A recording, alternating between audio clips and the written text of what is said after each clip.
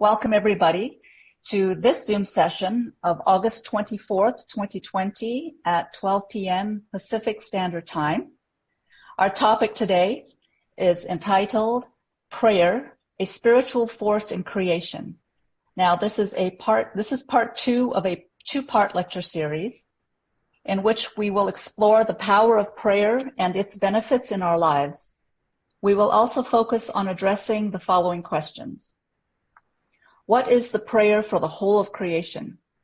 What is the meaning, impact, and benefits of such universal prayer?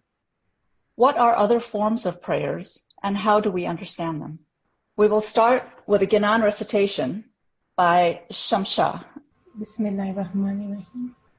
Ye ji karo shriva Tamari Shri Ho Kayama Sami Tomune Sarave Buddhaya Viya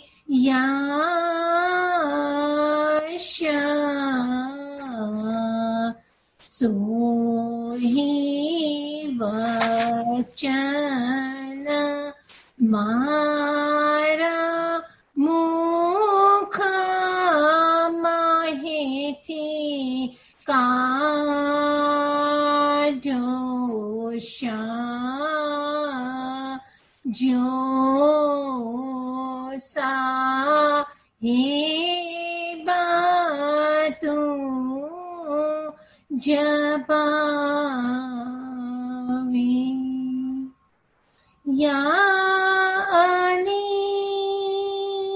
Sohi Vachana Mara Mukha Mahiti Kajosha Josa hibatu jabavi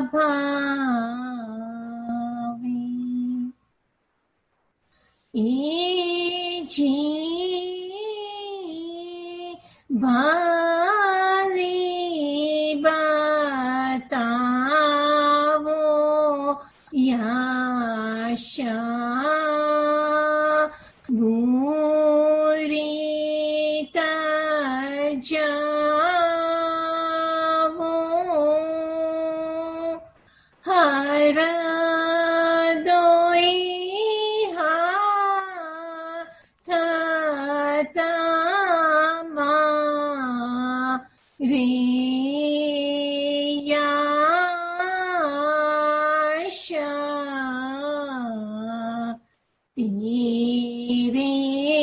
Tara Vakokara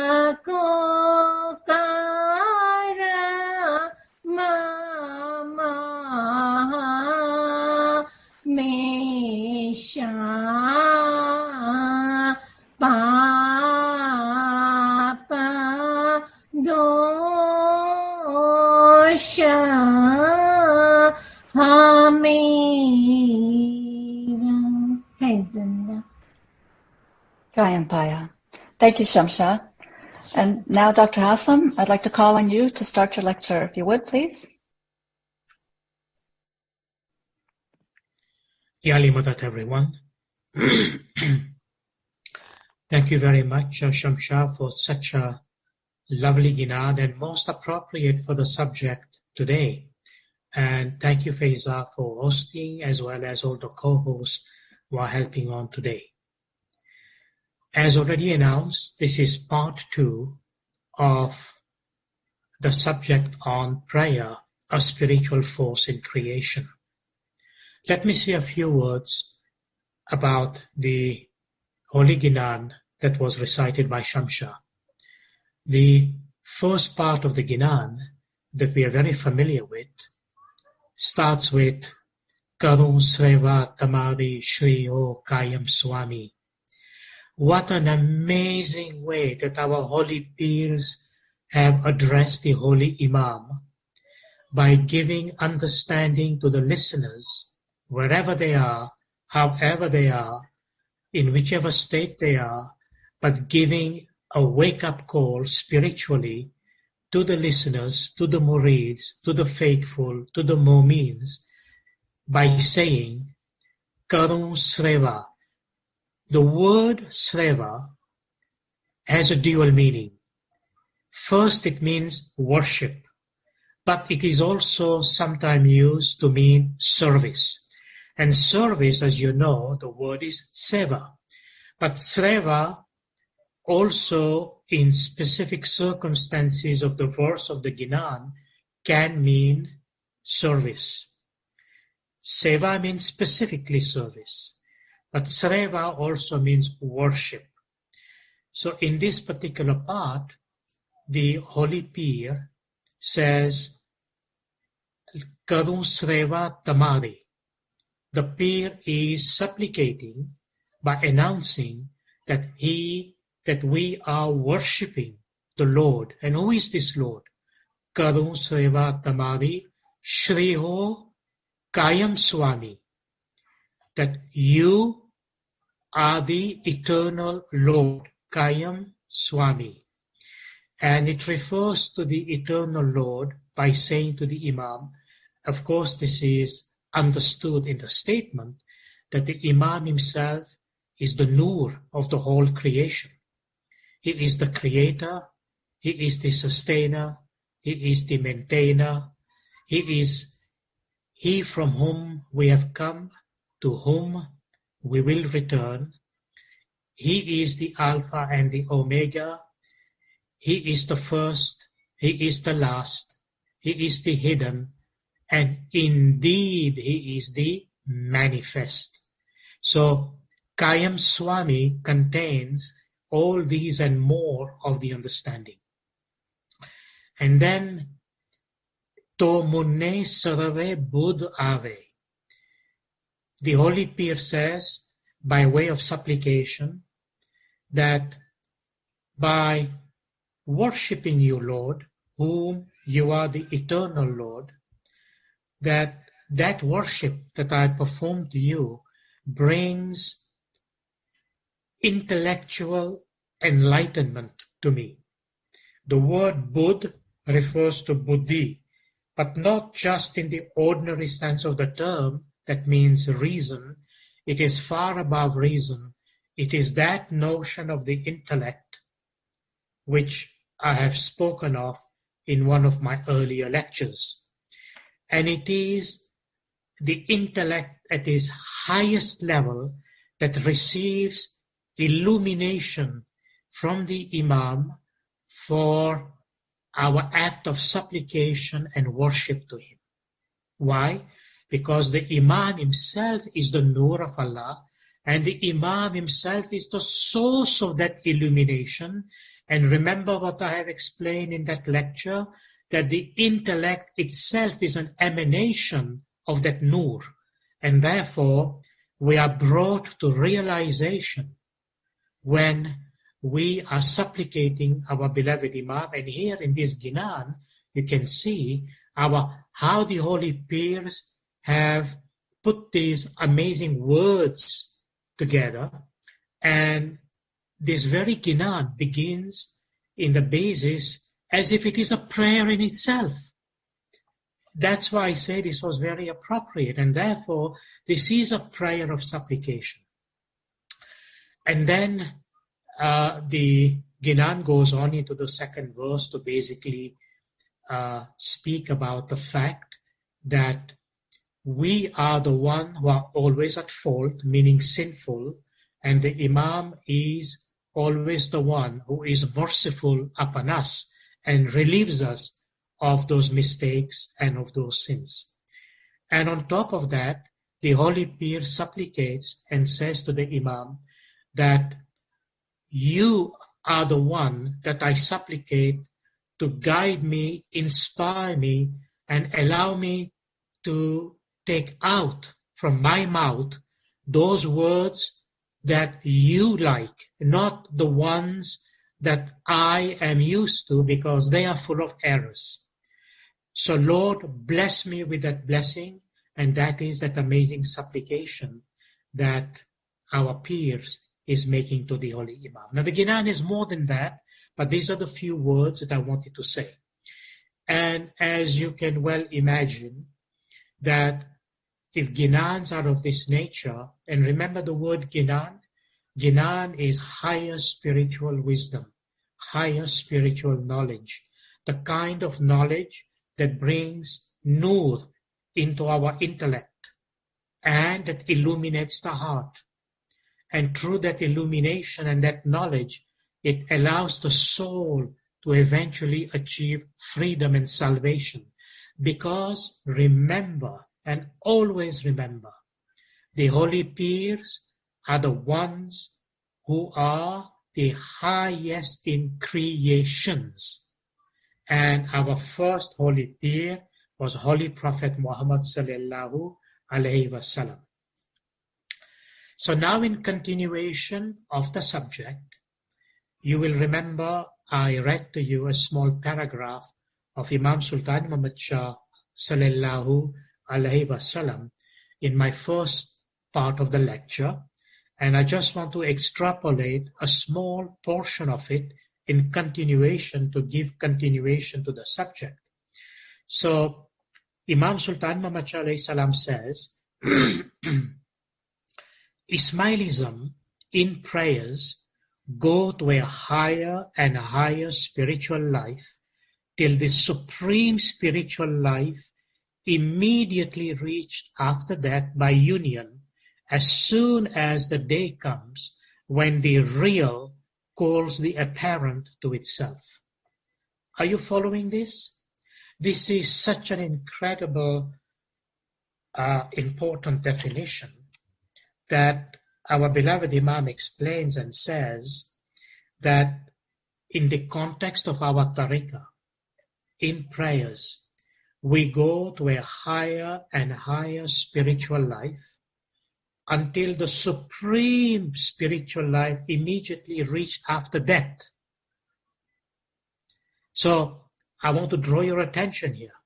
There is this aspect of prayers that takes us to the higher spiritual life, step by step by step, until immediately reached after that by union, as soon as the day comes. Which day is that?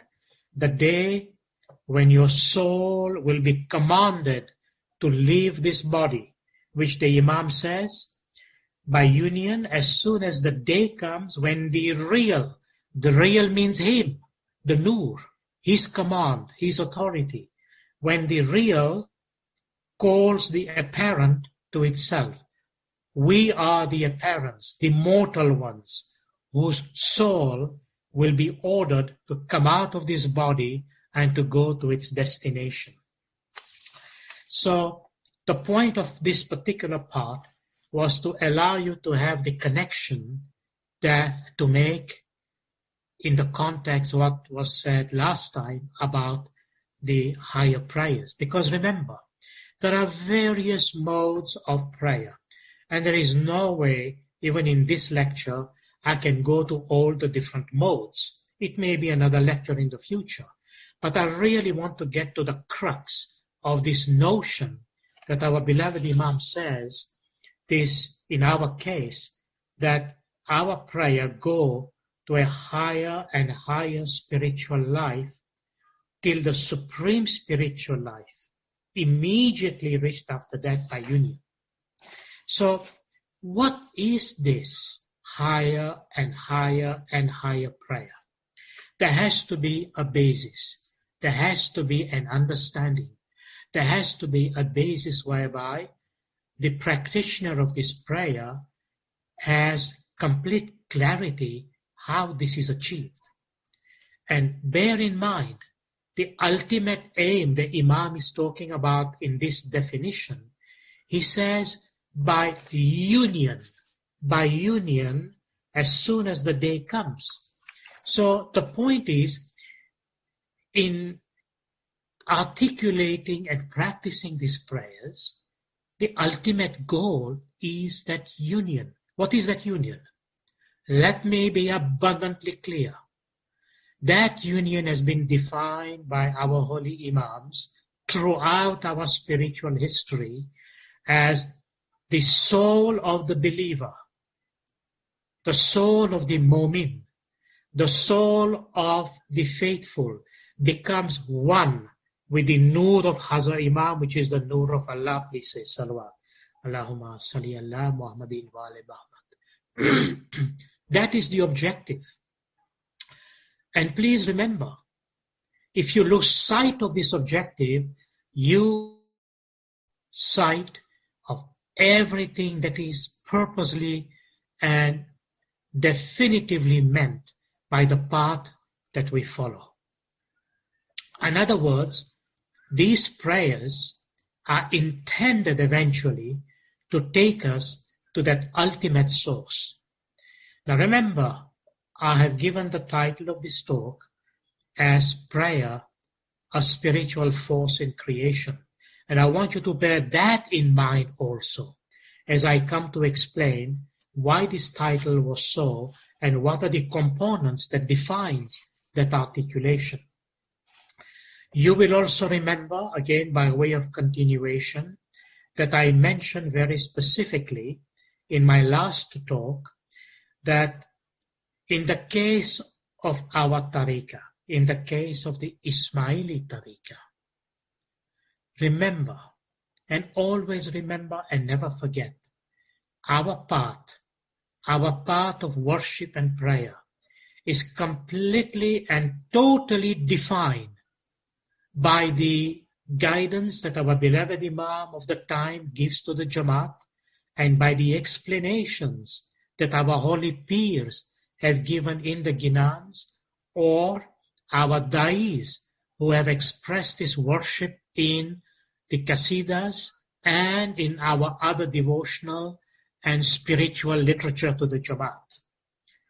And that is so fundamental because our path, and I keep saying this and will continue to say it, is completely and totally defined and clarified by the Imam of the time. And it is the holy Imam who always guides the Jamaat to that clarification and to that practice.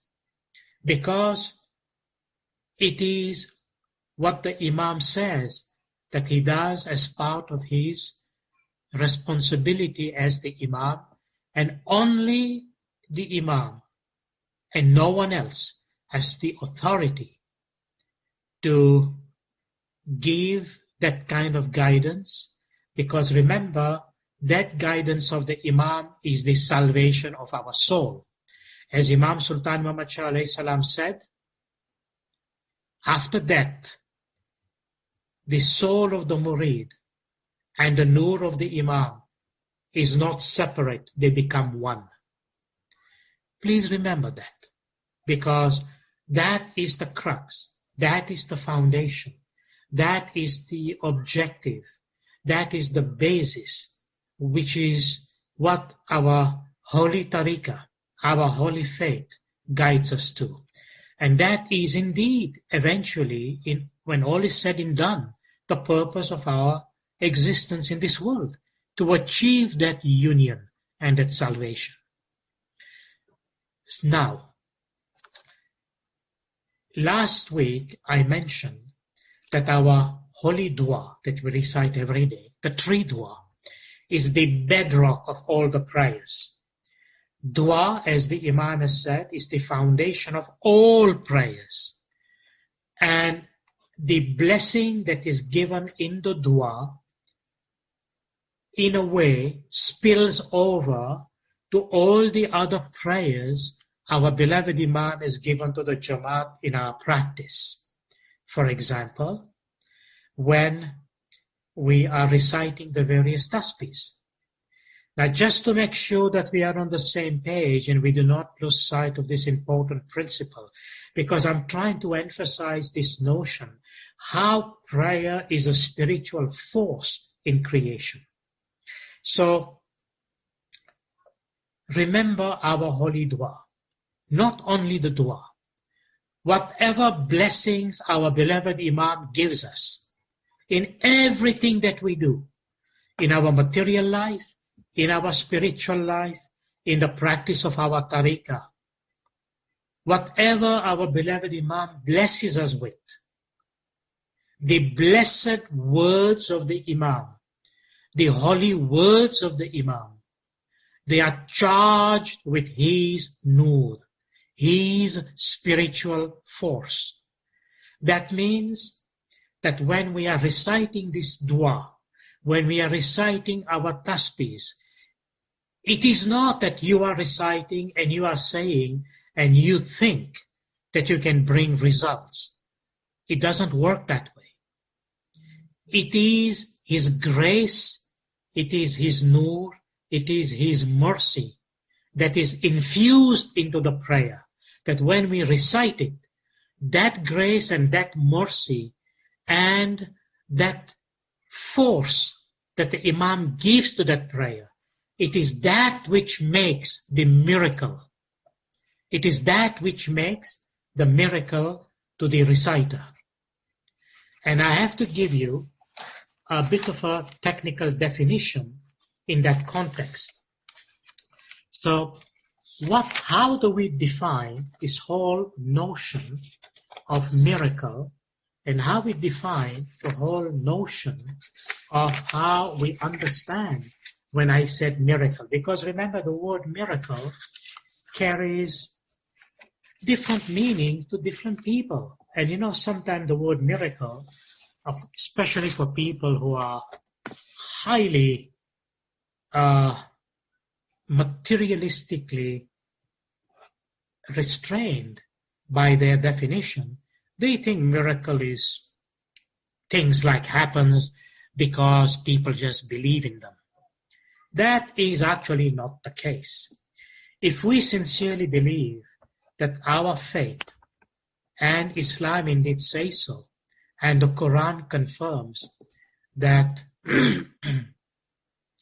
Islam is a faith of the intellect, and the Imam defines the intellect as another facet of faith. So how then prayer fits in with this whole notion of understanding it intellectually? And when I said to you a moment ago that in our definition of the prayers, in our definition of zikr, in our definition of higher prayers, and you know what I mean by that, that the grace, the blessing, the mercy, the compassion, the love of our beloved Imam comes into play. And it is that love, that grace, that mercy, that love, that compassion that creates that miracle. Now, before I go into the definition, let me be very clear, so that there cannot be any ambiguity and there cannot be any doubt whatsoever. And what is that clarity? When I say the grace, the mercy, the love, the compassion, when I say all that the Imam gives, that love, that mercy, that grace, that compassion, is the compassion of the nur. It comes from the nur. And the nur is the source of the whole cosmos and creation. It always was, it is now, and always will be. It is that nur that sustains the whole of existence, the whole of creation, at every instant, every microsecond of its existence. Everything that has ever been created, that exists now in creation, that will exist into the future, unto this whole universe and cosmos, both into the material universe and the spiritual universe. The source is the Nur of Hazrat Imam. Please say Salawat Allahumma salli ala Muhammadin wa ali Muhammad. That is the Nur of Allah. And it is from that Nur that this love, this grace, this mercy, this love, this compassion comes from. And it is that which is infused in our dua, in our tasbihs, in our prayer. And in practice, when the believer engages himself or herself into the act of prayer.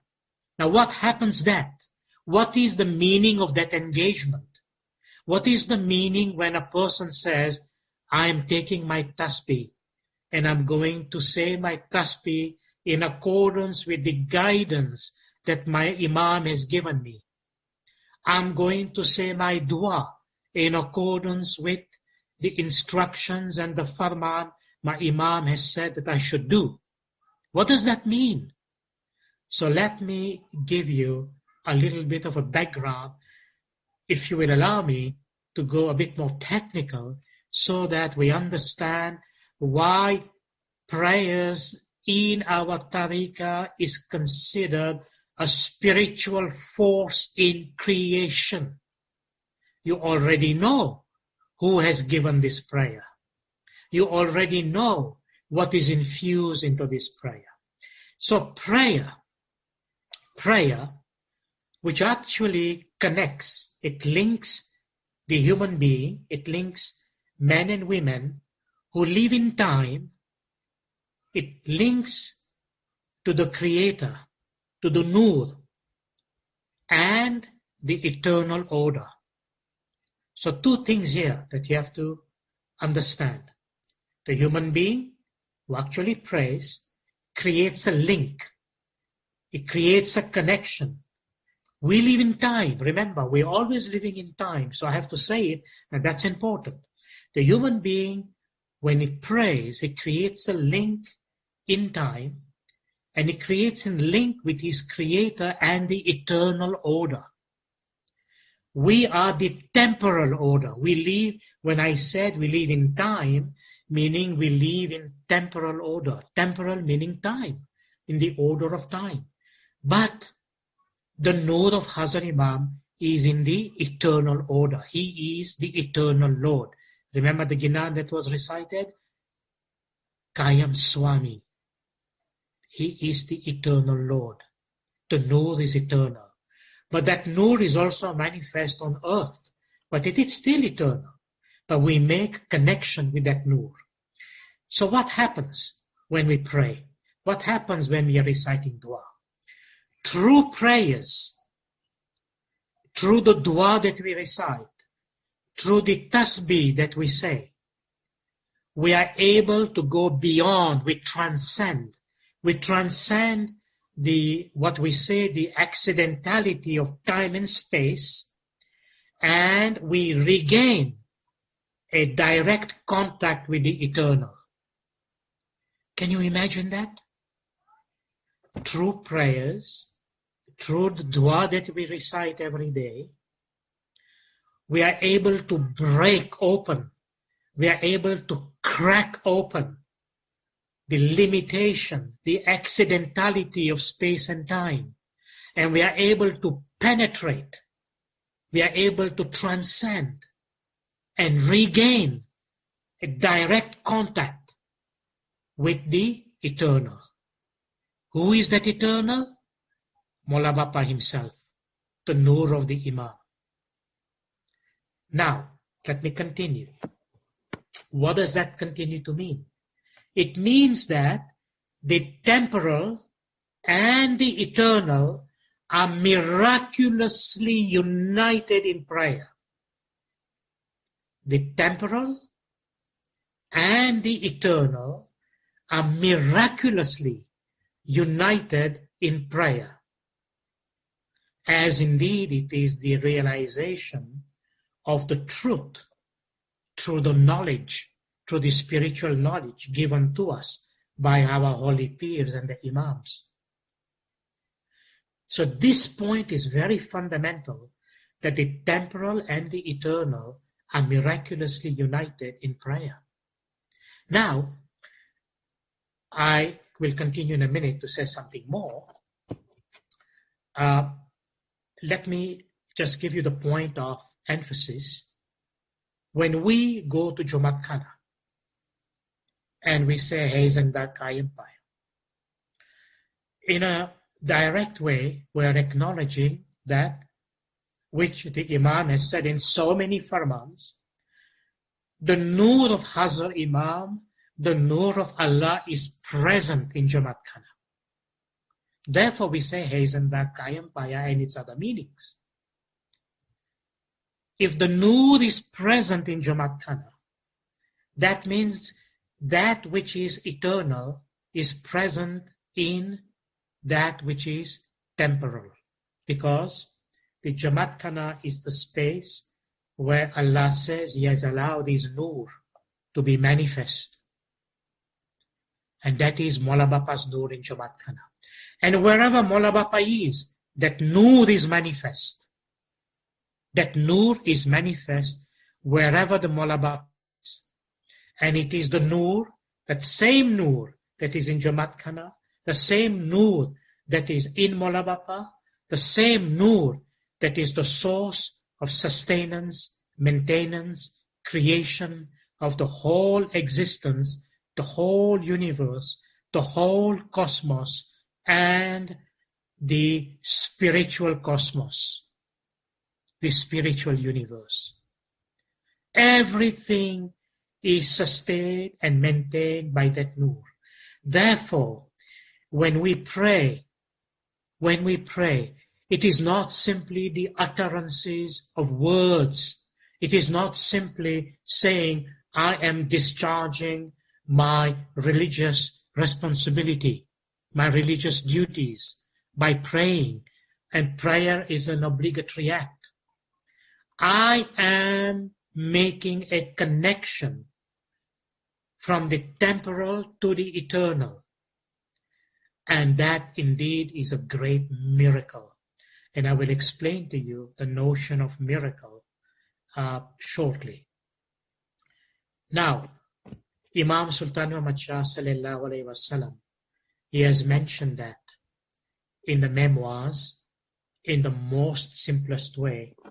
When our beloved Imam said, do you remember? He said, prayer is a daily necessity, a direct communication of the spark with the universal flame.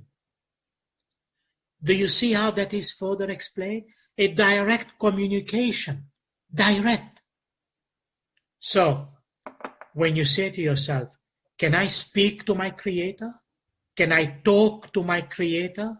Can I talk to who is the source of this grace, this mercy, this love, this compassion? Can I talk to the one who brought the whole creation into existence, from the smallest atom to the whole spiritual and material cosmos? Can I talk to Him? Indeed, you can talk to Him. How? Because He, who is the one who is the bearer of the Nur, says to us, here is the methodology you can use to talk to me formally in this prayer, which is the dua, which is our tasbih, which is the way in which our beloved Imam has indicated to us. Now, remember what I've said before. If you have understood what I've said here, that the temporal and the eternal are miraculously united in prayer. So if the temporal is miraculously united in prayer with the eternal, does that not make sense to say that our dua that we recite, the dua given by our beloved Imam, is charged with his nur? The dua is blessed by Maula Bapa with his divine command. The dua is infused with Maula Bapa's mercy, grace, compassion, love, and all the benefits that come with it.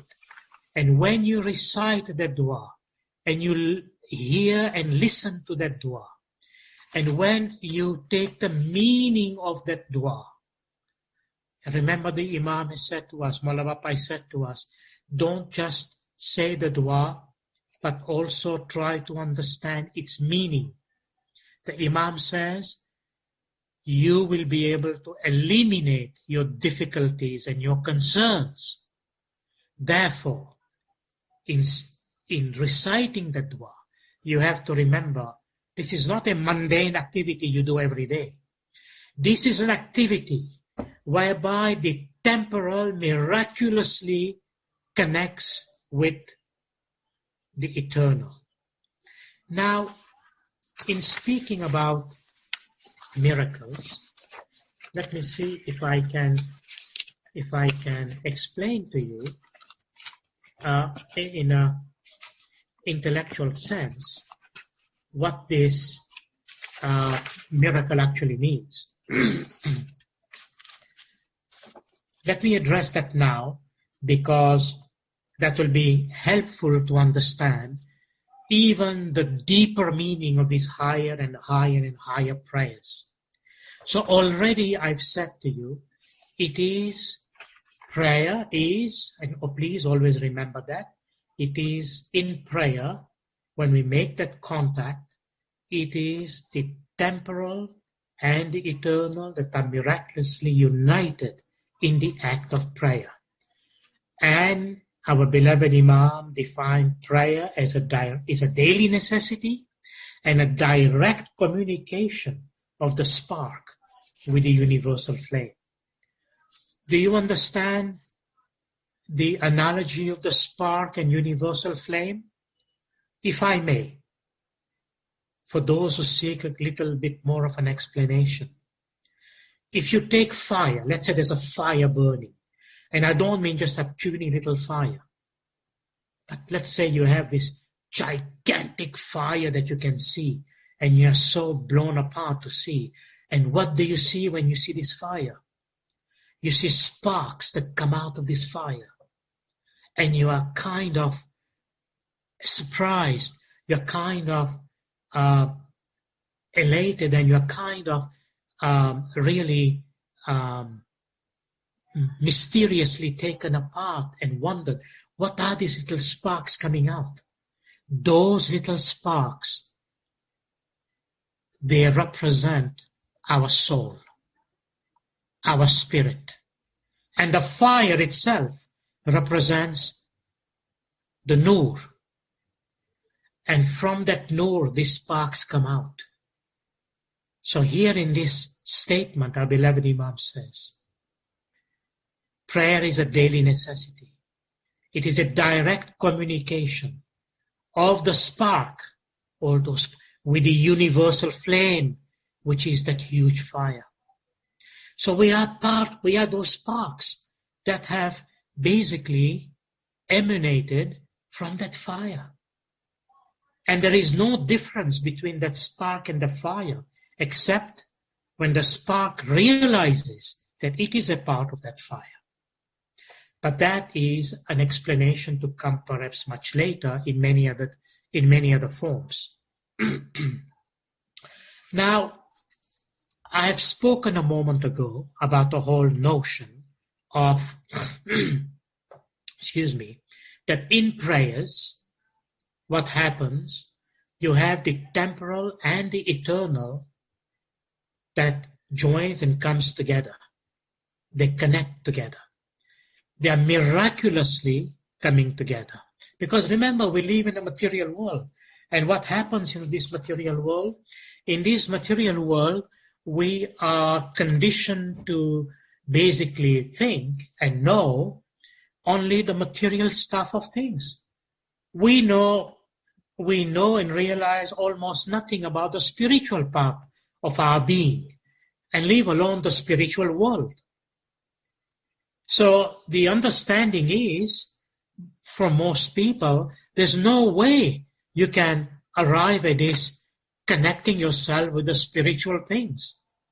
And I want to really make this point clear, because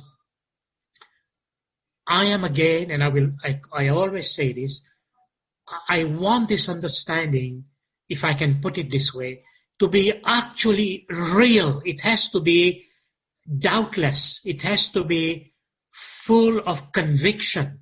It has to be on the basis that we know that this is the hakikat in our practice, taking us to the marifat. This is the hakikat in our practice. This is not some theoretical lecture here and there that people speaks about the material world and those intermediate worlds and then the spiritual world, and they basically give you information related to that, and whereby you can basically say, and in the notion of many, the spiritual world is when you die and your physical instrument is no more and your spirit leave your body, only then you think about the spiritual realm. No, this is not the understanding in our tariqah practice. Our understanding is, remember what Maula Bapa has said to us. Remember, because if you will remember this, then you will understand what the miracle is. And you will be grateful till the end of your physical existence for this miracle. And if you miss this point, then you will have missed the miracle of our faith. You know, there could not be and cannot be a greatest grace, a greatest mercy, a greatest love and compassion that the Holy Imam has given us for our spiritual and material happiness and success. And what was that? That was the clarification that our beloved Imam first gave about the practice of our faith, to say that it is din and dunya. Din referring to the world of the spirit. Din refers to the eternal. Din refers to the spiritual cosmos. Din refers to Maula Bapa himself.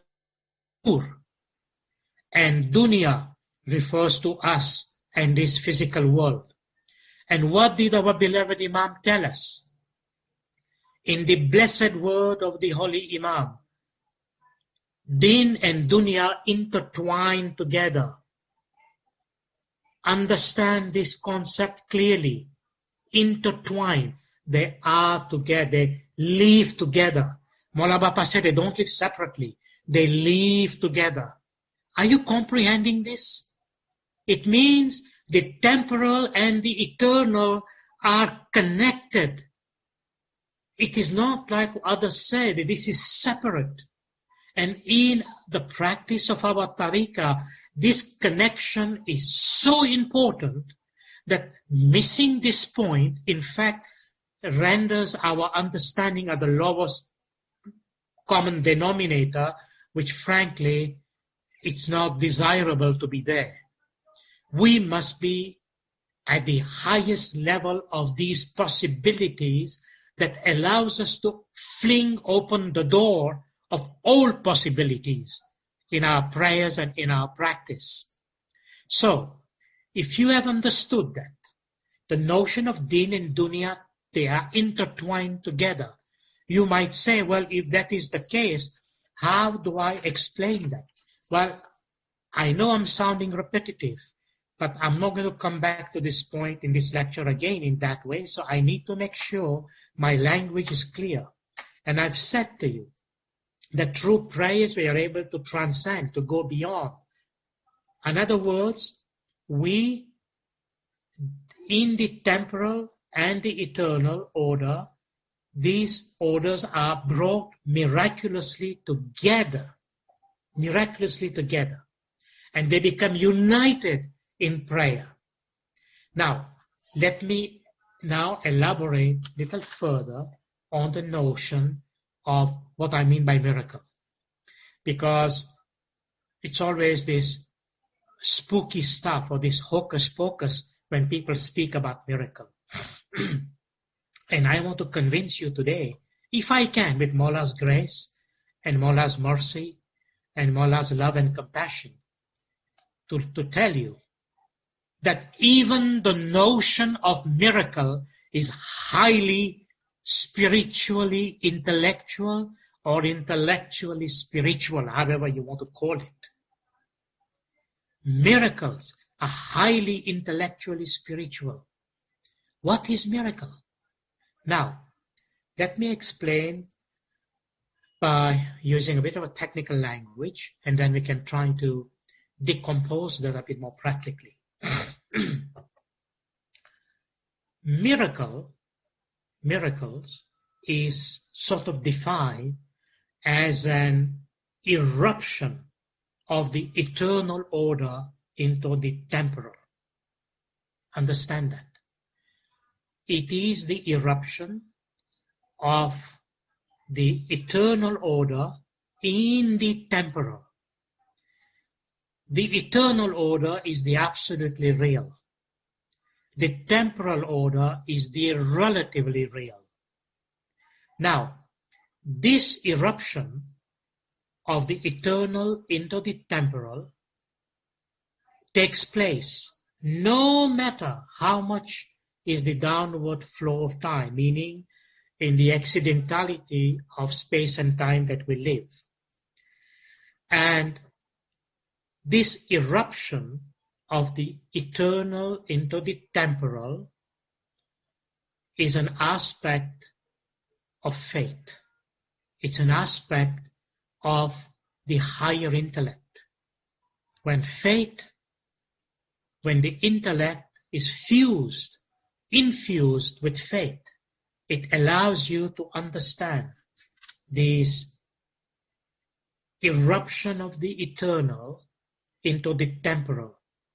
So, in the occurrence of miracle, what's happening? Not only are the ordinary laws of physical existence penetrated by the laws belonging to a higher order of reality, but the ordinary rapport between time and eternity drastically changes. So, the particular time span within which this miracle takes place partakes of the eternal, and hence the traces of such time impinges itself in a permanent manner upon the soul of the individual who experiences this miracle. To put it into another way, it is the eternal that is transforming or has transformed a particular span of this cosmic moment in historical time. Now, that was a technical definition, and I had to say it for the people who are technical by nature.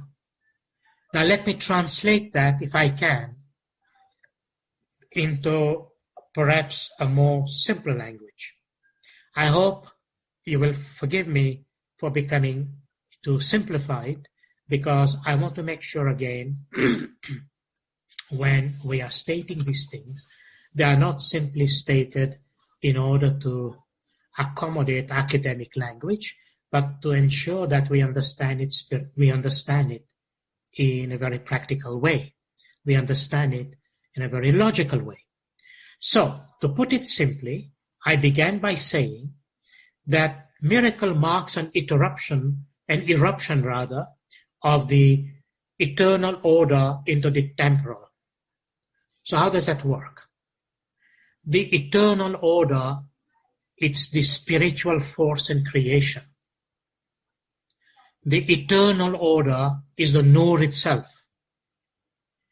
The eternal order is whatever is spiritually as a substratum, as a foundation for everything that has ever existed and exists today and will be into the future. So, put it very simply, the eternal order is the spiritual, divine force that comes from the Noor of Maula Bapa. So when a murid, when a faithful, when a true believer prays to Maula and says to Maula, like we say in the fifth part of our dua, like we say in the second part of our dua, when we say in the third part of our dua, we say, La fatta ila lila sayfila zulfikar, tawassalu indal masa'ib di maulakumin. At a time of difficulty, seek the help of your living Imam, Maulana Shah Karim al-Husseini. Is it not in our dua we recite every day? Prayer is a daily necessity. It is a connection. It is a contact between the spark and the universal flame. So at the time of difficulty, seek the help of your living Imam. How are you doing that? Imam is Noor. Imam is manifest Noor. And that is the eternal order. He is the eternal order. He is the eternal Kayam Swami. And we are seeking his help. So the eternal order, we are asking the eternal order to intervene in our existence that is in the temporal order. So we are basically saying to the Imam, Maula Bapa, I can't make this thing. I am lost. I need your help. I need your grace. I need your mercy. I need your love. I need your forgiveness. I need your compassion. And Maula Bapa listens to that prayer. Do you remember the prayer that I always mention to you? What is that prayer? That prayer which our beloved Imam says, and I'll come to some more of them, but he says, he mentioned in one of the cities in the United States, he said, keep your tasbih with you and call on the tasbih. Look at the words of the Imam. Call on the tasbih when you feel you need support. You need courage. You need to seek wisdom. You need to seek enlightenment in the issues that you have to deal with every day. Unquote. Please say salawat. Allahumma salli ala Muhammadin wa ala Muhammad. You are seeking support. You are seeking courage. You are seeking wisdom. You are seeking enlightenment. The holy Imam said, take your tasbih. Call on the tasbih. This is the eruption of the eternal into the temporal. You are calling into the tasbih, the divine force, grace, mercy, compassion of Maula Bapa into whatever matters that you are dealing with every day. And because you are seeking the help that is from Maula Bapa himself, who is the Noor, this is what defines our prayer in our tariqah, as it is conformed in the dua by saying, O Imam of the time, O Maula Murtaza Ali, come to my help. And you are asking his divine help, because he is the divine supreme being. And therefore what happens? The prayers that we express when we are seeking courage, when we are seeking support, when we are seeking wisdom, when we are seeking enlightenment,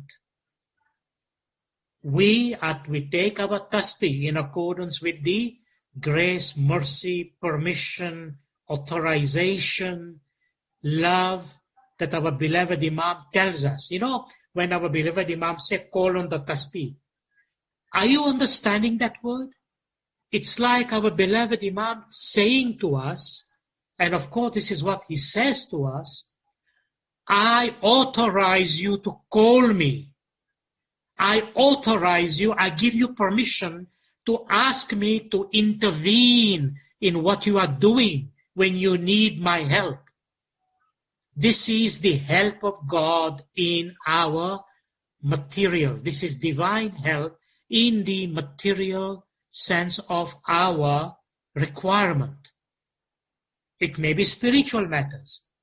It may be material matters. It may be both. But our beloved Imam says, call on the tasbih. Take your tasbih and call when you seek courage, support, wisdom, enlightenment. Think about these words. What is the meaning of enlightenment? Think of the last one. Enlightenment. That is light from Him that enters our own body, mind, soul complex, and that brings us clarity, solution, safety, protection, that shows us the way when we are depressed, when we are sunk into complications, when we cannot find our way. It brings us back into Sirat al-Mustaqim, and Mola Bapa's help and protection comes unto us. This is called a miracle. This is what it means by this miracle. It is divine intervention in the material realm, spiritual intervention in the material realm, because we are incapable in the material realm of our existence to fulfill what we need to fulfill. We don't have the knowledge, we don't have the ability, we don't have the wherewithals, we don't have the means to do it. We are lost, we are blocked. So we say to Mola Bapa, Mola, please help me. Mola Bapa, come to my rescue. Mola Bapa, come to my help. Show me the path, Mola. Forgive me my mistake. Show me the path. This is din, coming into dunya and living together. And when they live together, it's another words for Mola Bapa to say, I am always with you. Your faith is never separate from your physical existence. Why? Because we are that spark that comes from Him. And we are constantly in that unity of deen and dunya. They intertwine together. The Mola Bapa said to us, your faith is not that 5 minutes you are into the faith, and then 2 hours you are into the world, then you are back into your faith. Mola Bapa said, no, that is not what Islam is. Islam means you leave your faith all the time. All the time. You leave your faith all the time. You do not separate them. There is never, never, never, never any separation. It's always together. So let us explore a little further. So this notion of miracle is not some spooky hocus-pocus thing. It is truly intellectually illumination, truly the spiritual that is infused into the intellect, which is infused into the faith with love, which allows us our conviction to manifest. Remember what our beloved Imam says? Our faith is a faith of conviction, not of convenience. It's a faith of conviction. If it is a faith of intellect, it is therefore a faith of conviction. And in this conviction, in this miracle, in the example of being intertwined, the greatest miracle is when we are in a position to be able to realize the presence of the Holy Imam in every breath that we take. Now, before I go there and expound that any further, let me say this to you. Based on the information I shared with you, part 1 about the prayer of Salawat. Simply a gentle reminder that in the practice of the Salawat, Allahumma salli ala Muhammadin wa ali Muhammad, which we have been commanded in the Quran to say that Salawat. which we say in the first part of our dua, which we say during the time of Chandrat, which we say the salawat, first and foremost, in the name of all the imams, in the name of all the holy peers, in the name of all the prophets. This salawat that we recite is actually a blessing. It is a blessing. It is a benediction upon the Holy Prophet. And in its most universal sense, as I have sought to explain, it's a blessing, it's a benediction upon the totality of manifestation. This is important even for the prayers that we recite. So, when we say Allahumma salli ala Muhammadin wa ali Muhammad, we are taking the name of Muhammad sallallahu alayhi wasallam. And when we say Allahumma, we are saying, O Mola Bapa, send your blessing, your mercy, your grace, your compassion, your love through the channel that you have created of grace and mercy and compassion, which is Muhammad, and upon his whole creation. This is the salawat. Imagine when we are saying salawat with that understanding, what are you doing? This is understanding the universality of the whole creation spiritually and materially. We are saying to Mola Bapa, bless the whole creation with your mercy and grace. What a wonderful prayer. Because he is the source, and from a material point of view, he is the manifestation of the grace and mercy that continues after the Prophet. And therefore we say salawat in that basis. So bear in mind the larger basis of the salawat, because remember the hadith that I have often mentioned. And the hadith is, O Muhammad, had it not been for you, we would not have brought creation into existence. Had it not been for Ali, we would not have created you, Muhammad. Please say salawat. Allahumma salli ala Muhammadin wa ali Muhammad. Now, right here, at this point, do you see why when we are saying our prayers, which is by the command of the Imam, the command of Shah and Pir, because it is the holy peers, by the command of the Imam, that have taught us our faith, defined it for us, shown us how to practice, how to say Pir Shah, what is the meaning of Shah Pir, what is the meaning of Ya Ali, Ya Muhammad, Ya Muhammad, Ya Ali. You can see even from the farmans of the Holy Imam as we go further what it means. So ask yourself, when Mola Bapa says to us, and I have the farman somewhere here. Let me find it for you because it is appropriate that we should look at the farman in its context. And in this farman, okay, I'll get to it, but let me just say to you that in this holy farman, when our beloved Imam says, take your tasbih, call on the tasbih, the name of the Holy Prophet, the name of Hazrat Ali, the name of the Imams, the name of the Imam of the time. Please say salawat.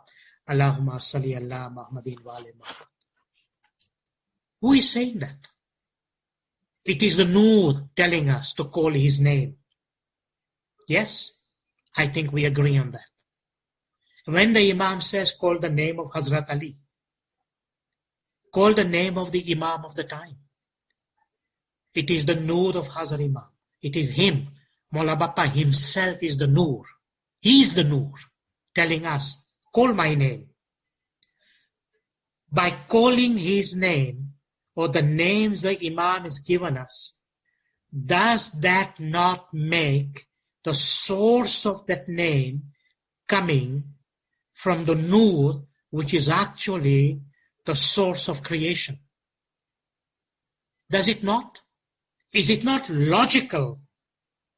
Is it not completely rational to make that connection? Are you following me? So when the Imam says, call my name, his name is charged with his nur, is charged with his spiritual force. By calling his name, you are asking the eternal to erupt into the temporal, and that becomes the miracle at that time that will make and create the change, the transformation necessary. Please say salawat Allahumma salli ala Muhammadin wa ali Muhammad. Long as you remember that this action that you have asked to do, it's not a simple frivolous action that you lack the understanding that what have you done? You have called, remember in the Farman, call on the tasbih, name of. This is the name of the Nur. And which name is this? The Nur of Maula Bapa. The name of that Nur today is Ya Shah Karim. Shah Karim al-Husseini. Shah Karim al-Husseini. Ya Shah Karim. This is the name of the Nur today. In that name of the Imam are all the attributes of Allah together.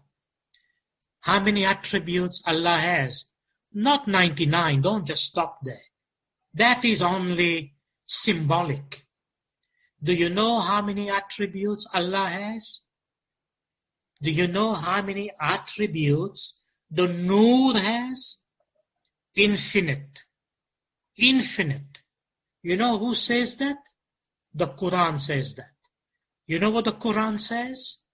The Quran says, if you can make all the oceans of the world ink which to write with, and you make all the trees in the world like a pen, and you use all those pens, using all those ink to speak about the Nur, even that would not be sufficient to come to its end. Can you imagine this analogy? All the oceans of the world becomes ink. All the trees in the world becomes a pen. And you will not succeed using all that ink and all those pens to completely write up about the Holy Nur. This is Maula Bapa himself. This is Maula Bapa himself. And when you call his name, it is, you are asking this intervention. You are asking this eruption of the eternal into the temporal. It will transform what is in the temporal on the basis of eternal order and intervention. And this intervention of the eternal into the temporal, meaning when the physical gets penetrated by the spiritual, who has that force? Who has that power? The Imam has that power. The Imam has that authority because he is the Nur. And our path is the path of Nur. And we are seeking that intervention from the Nur. And our faith is Din and Dunya. It is the spiritual and the material that is intertwined together. They are not separate. We do not know any separation.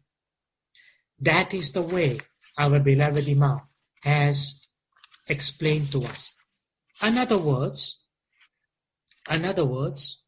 what we are saying is that in the context of our prayers, we have the ability in our faith given to us by the Holy Imam to ensure that when we are practicing our faith, when we are worshipping, the worship is done by akal and by heart.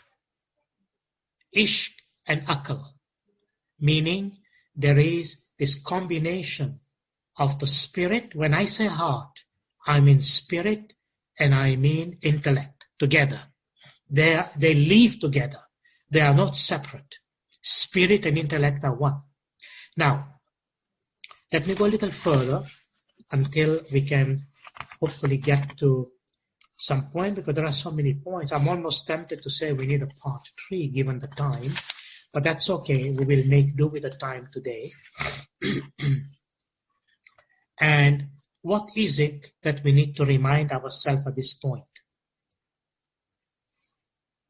Remember that our holy peers and our imams, in telling us the equation of Deen and Dunya, what are we saying? What we are saying is what is in the 5th part of our dua. What is in the 5th part of our dua? In the 5th part of our dua, we say, I'll just take the relevant portion in the translation. Excuse me. We are saying, O our Lord, Ya Maulana, O our Lord. And remember, when we say the word Maula, we say our Lord, it is in reference to the Noor. Noor. Always remember that word. Wherever you see the word Maulana, our Lord, it refers to the one who is the master and possession of that Noor, possessor of that Noor. The Noor belongs to him. It is his Noor. He is the master of that Noor. He is the Noor manifest. He is not separate from his own Noor. He is one. He is one. He is that monoreality. So we are saying in our dua, O our Lord, forgive us our sins and make our tasks easy and give us our bread and have mercy upon us. Thou art the omnipotent. You see the word mercy, bread, make our task easy. And then, O Ali, O Muhammad, Ya Ali. Ya Ali, Ya Muhammad, Ya Muhammad, Ya Ali. This is the source. This is the source and return to the source. Ya Ali, Ya Muhammad, Ya Muhammad, Ya Ali. And then what do we say? O Imam of the time, O our Lord, Thou art my strength, Thou art my support, and on Thee I rely. O present, O living, O Shakirin, Thou art the true manifest Imam. We say this in our dua. Every single day in the practice, we say that in our dua. We are bringing the eternal into the temporal. We are making the spiritual connect with the material. And in that connection, the miracle happens. Because you've asked the divine to intervene. Are you not? Who are you asking? Right there, the 5th part of dua. O our Lord, O Imam of the time. Right? And Maula Bapa is the Noor himself. He has said so. How many times does he need to say so? Now, having said that, let's just go a little further, because there are so many aspects to this notion about being the force of creation. In the Holy Pandiyat, meaning our 29th Holy Peer, in the form of a book written by the Holy Imam, Imam Shah Mustansir Billah, Gharib Mirza, Imam Shah Mustansir Billah II. What does it say? Look what he says. The Imam says, quoting from the book, God the All-High says, I have created the world and created man so that he may remember me, keeping my name on his tongue and in his heart, appealing to me. Are you listening to this? Why was the world created? Here, the Imam gives a simple answer. I have created the world and created man so that he may remember me, keeping my name on his tongue and in his heart, appealing to me. Why do you think he says tongue and heart? There's a meaning, very deep meaning. Let me see if I can come to it. My name on his tongue and in his heart. Now remember, I have explained to you in the first part, because here the Holy Pir says, that God says, I have created the world and created man, so he may remember me. And our Holy Pirs, and I always make reference to this one Ginan to avoid any confusion, but also to ensure that I am driving the point home, and that is in this Ginan Haktu Paktu, who is this God, the Creator? Who is He? So our Holy Pir says, to you belong the dominion of the heavens and the earth. The Holy Pir says, you are the eternal truth. You are the holiest of divine being. You are the most gracious. And it is you, Ali, and none else but you. He says that you are the end, you are the beginning of all things, you are the end of everything, and the end of everything is unto you. You and none else but you, Mawla Ali. And then he goes further to say, you are the originator of the heavens and the earth, and everything which belongs to dry land and water on this earth. And you and your rule is extended over all of them. O Ali, you and none else but you. Why do you think I'm once again making reference to this? Because I would like you to understand, if it is possible, that you understand this thing intellectually. This is the eternal. This is that divine eternal being, the supreme being. O Ali, none else but you. No one else but you. And do you notice one thing? Our whole structure in our faith is interpenetrated and infused with the name of Maulana Murtaza Ali sallallahu alayhi wasallam, which means it is the Nur of Mawla Ali, which is the Nur of Allah, which actually is in continuation with all the Imams and that has come from before eternity and creation, that will continue after when creation ends and continue till the end of eternity. It is so fundamental to understand this, because in this understanding, what happens? There is this secret of the acceptance of prayers. Look, prayers can be said by anyone, but how are the prayers accepted?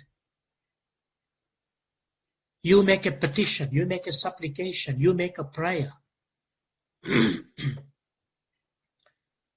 And then you wonder, is my prayer going to be responded? Will my prayer be answered? Will I receive any results of my prayer? So, our beloved Imam, our peers, have taught us this secret. Let me say it first, and then let me read you one piece of the Farman. Do you notice one thing? in every single prayer, petition, supplication, there is always the reference and the mention that says, Noor Maulana Shah Karim al-Husaini Hazar Imam. Toje Hazur mein kabul kar. Noor Maulana Shah Karim al-Husaini Hazar Imam. Are you making the meaning in the context of what I've just said to you? Toje Hazur mein kabul kar. Noor Maulana Shah Karim al-Husaini Hazar Imam. Toje Hazur mein kabul kar. Oh Maula Bapa, in your holy presence, whatever the supplication we have made, it be dua, it be tasbih, it be upstanding tasbih, whatever it may be, we are saying, Toje Hazur mein kabul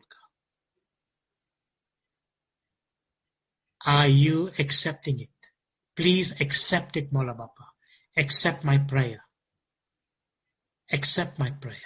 And those whom the Imam is given this authority, when they express this prayer, Maula Bapa accepts it. Maula Bapa accepts it. So there has to be somebody to accept the prayer. The prayer has to be accepted. Otherwise you pray, if it's not accepted, what was the point of it? But you see, in the acceptance of this prayer, when we say, Toje Hazur mein kabul kar, Noor Maulana Shah Karim al-Husaini Hazar Imam. In it, in this sentence, lies what we call the recognition of the Imam. And without the love and devotion which brings to the recognition of the Imam in our tariqah, and I'm referring to our tariqah, I don't refer to others, that is their understanding, but our understanding.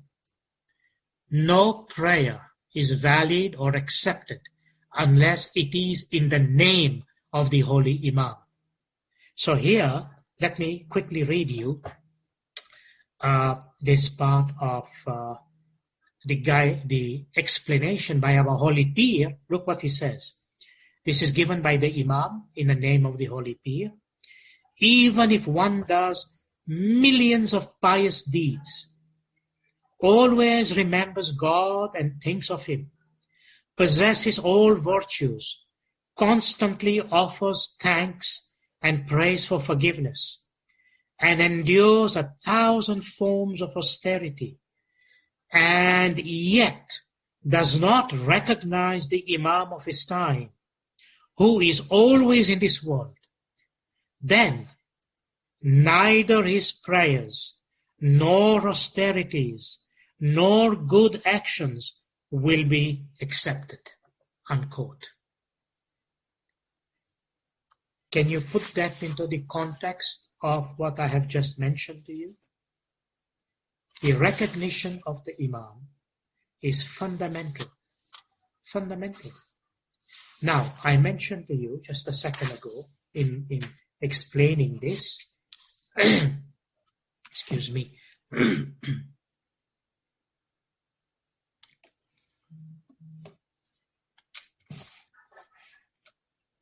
love and devotion for the Imam.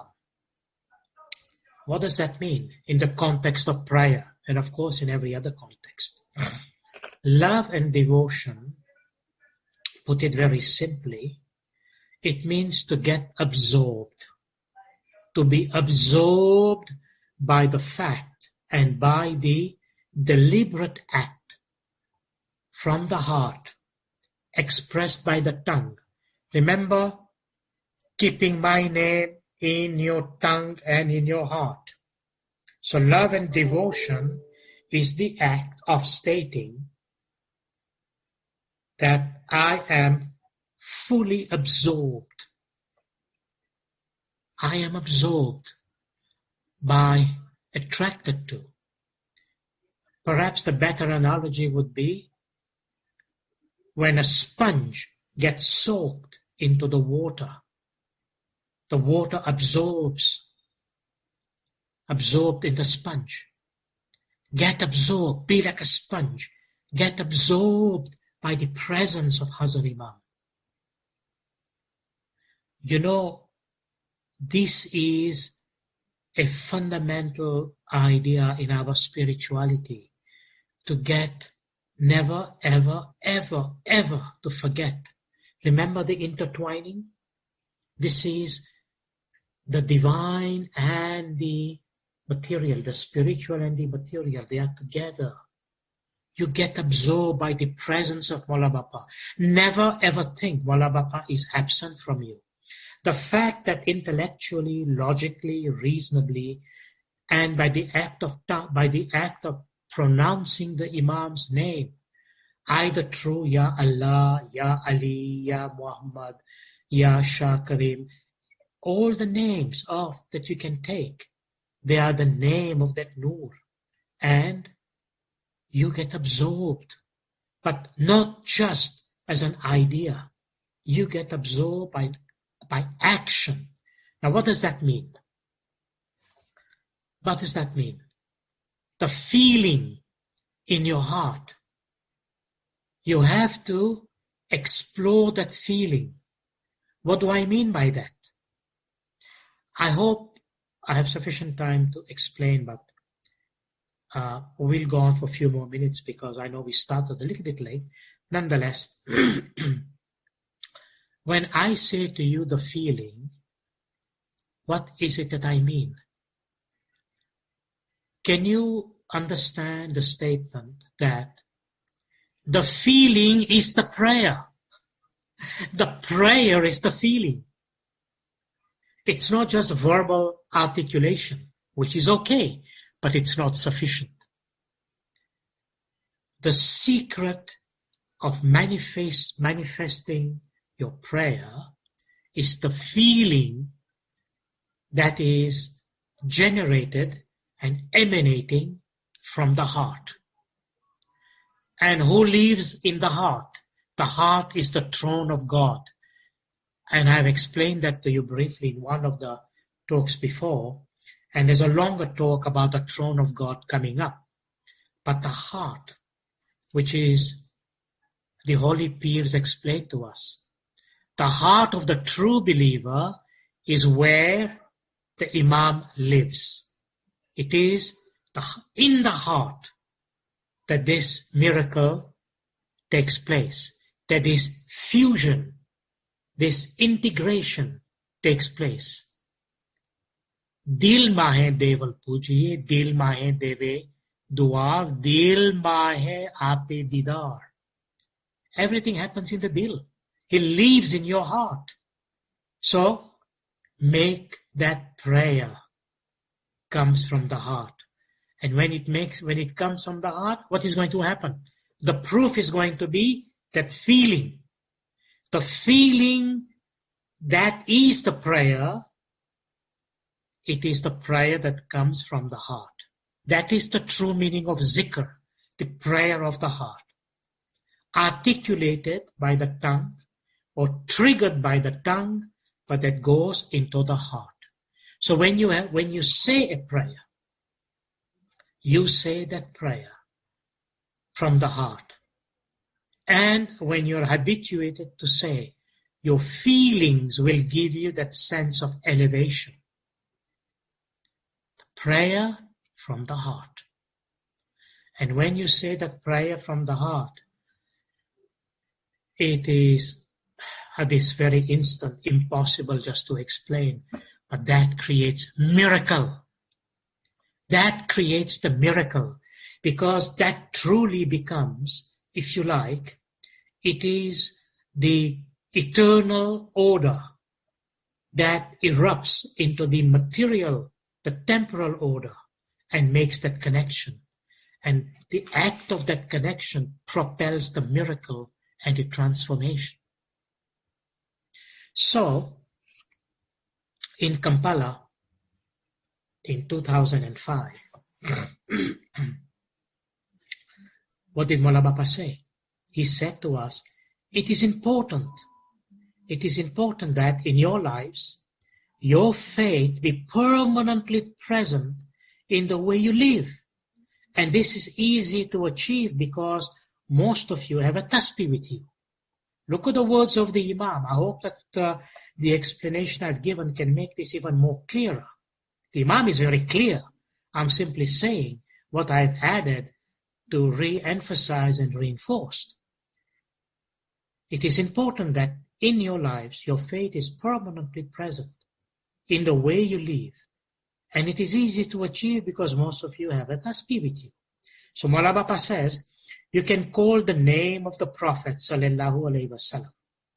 You can call the name of Hazrat Ali. You can call in the name of the Imams. You can call on the name of the Imam of the time. You have the possibility to practice in a simple manner, unbeknownst even to others, your faith by remembering, remember, and never forget. If you forget, you have given away the world of the soul and you have let it be totally replaced by the material world around you. And this is not acceptable, Maulana Bapa say. So I'm saying to my spiritual children, whatever the pressures of your lives, whatever the pressures of your lives when you are young, middle-aged, older, never forsake the remembrance of your faith. This is the farman that Maulana Bapa says that our prayer, our dua, our tasbih is a spiritual force in creation. Because the names that we are mentioning are the names of that holy and supreme being who is himself the source of creation, grace, mercy, love, affection. And calling his name creates the presence. Not that it is not there, it is always there. But calling its name creates the awareness, the presence of the eternal into the temporal. And how does it become a spiritual force in creation? Like I said, that presence, it's like all around us, permeating the whole cosmos, more so in front of us when we raise our awareness to the point that he is right in front of us. And there is conviction in the heart. And the Imam says, Deen and Dunya intertwine, so they are together with everything that we do. And you heard what the Imam said, remember, and never forget. Never forget. Because if you forget, what have you done? Did you hear the explanation our beloved Imam is given? You have given up the world of the soul. That means you have said to the eternal that I don't need you. I've disconnected from you. I'm no longer there. I'm no longer there. And only the material remains. That is not what Imam said. That is not acceptable. So what am I saying to you? I'm saying to you conceptually, our dua, our prayers, our tasbihs is the most powerful force in creation because it is the force of the Imam in it. Please say salawat, Allahumma salli ala Muhammadin wa ali Muhammad. It is the force, the power of the soul. If we forget this secret, or you neglect this secret by negligence of not understanding, by negligence of not illuminating your intellect, so that you can practice this with ease and understanding, and have the conviction, because the Imam says it. What other conviction do you need? When the Imam says it, then prayer is the most powerful force in creation. The name of the Imam is the most powerful force in the whole of the created world, and it is the name that gives us salvation to our soul. Therefore, our holy peers have said, this is in the Holy Pandiyat.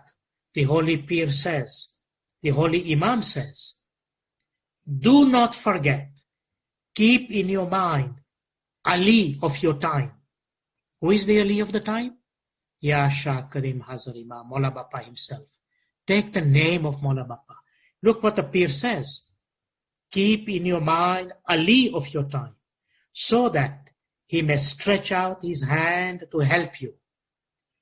For your own safety, keep his name in your hearts and on your tongues, so that you may be guarded by the Lord of the time from all calamities. Is this not a miracle? Keeping the name of the Holy Imam in our tongue and in our heart becomes a shield of protection against all calamities. So, I regret I have so many pieces that I wanted to come to, but I will, perhaps under a different title, on prayers, and there will be a continuation. Continuation in a sense that it will be a new topic, expanding on this idea, and I will bring it up, and I'm going to explain and expound even further what I mean by when we say that the feeling is the prayer. And if you can only put that into perspective, and let me maybe take a minute or two. When you love someone, it may be your partner, it may be your son, your daughter, it may be something out there that you express love for. What is this love? Where does this love emanate? Is this something we just say by word of mouth? No. You know, if you say something by word of mouth, it only reaches the mouth, only reaches the superficial mind. But when you speak about love, and you speak on the basis of making sure that what comes from the heart reaches the heart. What comes from the heart reaches the heart. So think about this. If the feeling is the prayer that comes from the heart, then what comes from the heart reaches the heart. And who lives in the heart? Maula Bapa himself. And who will respond to the prayer when it reaches him? Maula Bapa himself. Do you know, in our practice, this is why Maula Bapa says to us all the time, and we must understand that this is not simply a matter for a specific time. This is all the time. What does Maula Bapa says? Keep a clean heart and a pure soul. Keep a clean heart. It's not worth it to bring dirt into your heart. Don't allow it. You know, even if you have to lose this world, don't be greedy, because this world will sink you in that way. The world is not bad. Don't make a mistake. The world itself is Maula Bapa's creation. But it's what you do with it. It's how people have forgotten the soul and become the slave of the world. Another way of saying it, your mind supposed to be your employee, but you have made your employee your boss. Now the mind controls you about all of these things. You know, you keep things come in your mind. And I would like to address the whole science of the mind, spiritually speaking, so that we have an understanding that you do not make that employee your boss. Your real boss is your soul. You. So Mola Bapa says, keep a clean heart. Don't bring the garbage of people and the garbage outside inside you, because He lives inside you. That is the eternal force. That is the divine presence in the heart, everywhere that exists. That is where He exists. So anytime you take your tasbih, and when you are saying your dua personally, in family, in Jumat Khana, wherever you may be, and when you say your dua, just as a matter of explanation, we close our eyes. Why do you think we close our eyes? We close our eyes like a curtain that comes over the heart, so that the heart and the mind may not be interfered with outside distraction. There may be circumstances that you may be in where you are not unable to close your eyes, and that's okay. That's perfectly okay, because the heart can circumvent that, provided you have allowed that opportunity to happen. But you close your eyes, which is a message to yourself, I want no distraction from outside to enter and stimulate my mind, because I want to concentrate in the presence that is within. And when I'm concentrating in the presence within, where my Mawla lives, I am giving my full attention to Him. I'm giving my full attention to Him. And you know the power of attention. What do we say about attention? What is attention? Attention is connected to that capacity inside us we call the will. And I will explain that when I come to explain, spiritually speaking, the notion of the mind.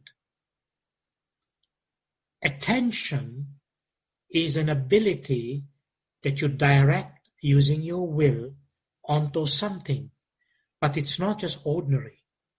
Meaning, unfortunately, sometimes when people have a scattered mind, you know that expression, what happens? Your attention jumps from here to there, to there, to there, like a grasshopper. And you can't keep your attention into anything. In the end of the day, you are so scattered that you're unable to really have achieved anything, because unfortunately it requires attention to do things. The power of concentration is also associated with that. But let's not bring that let's not talk about it at this instant. In the interest of time, I'm saying. So what happens is this. The power of attention that is generated by the action of your will onto something, that something that you pay attention to will become the object, if you like, of growth. Simply put, whatever you pay attention to will grow. It will grow.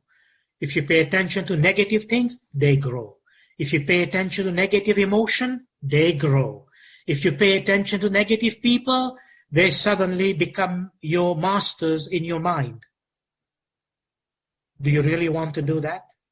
Why don't you pay attention to the Supreme Being, to that source of love, compassion, mercy, grace, the one who can solve your problem, the one whom you can rely upon, the one who can give you love and peace and attention? Why don't you put your attention there? Therefore, Mola Bapa says, take your tasbih and call on that name there. Now, how much attention do you need to give? Let me reveal to you another aspect. And truly, this is an aspect of our faith. And our beloved Imam would explain to us. I won't give you the details because in the interest of time. Do you know how easy the Imam has made the practice of our faith in that sense of the term? But before I say it, let me say this to you. Think about having a clean heart and a pure soul, because that foundation is necessary to understand what our beloved Imam just said about the practice of our faith. What did he say? He said, practicing your faith can take 100th of a second. And then he went on to say, you can practice your faith in 1,000,000th of a second. Can your mind even comprehend that? Can your mind even put that into perspective?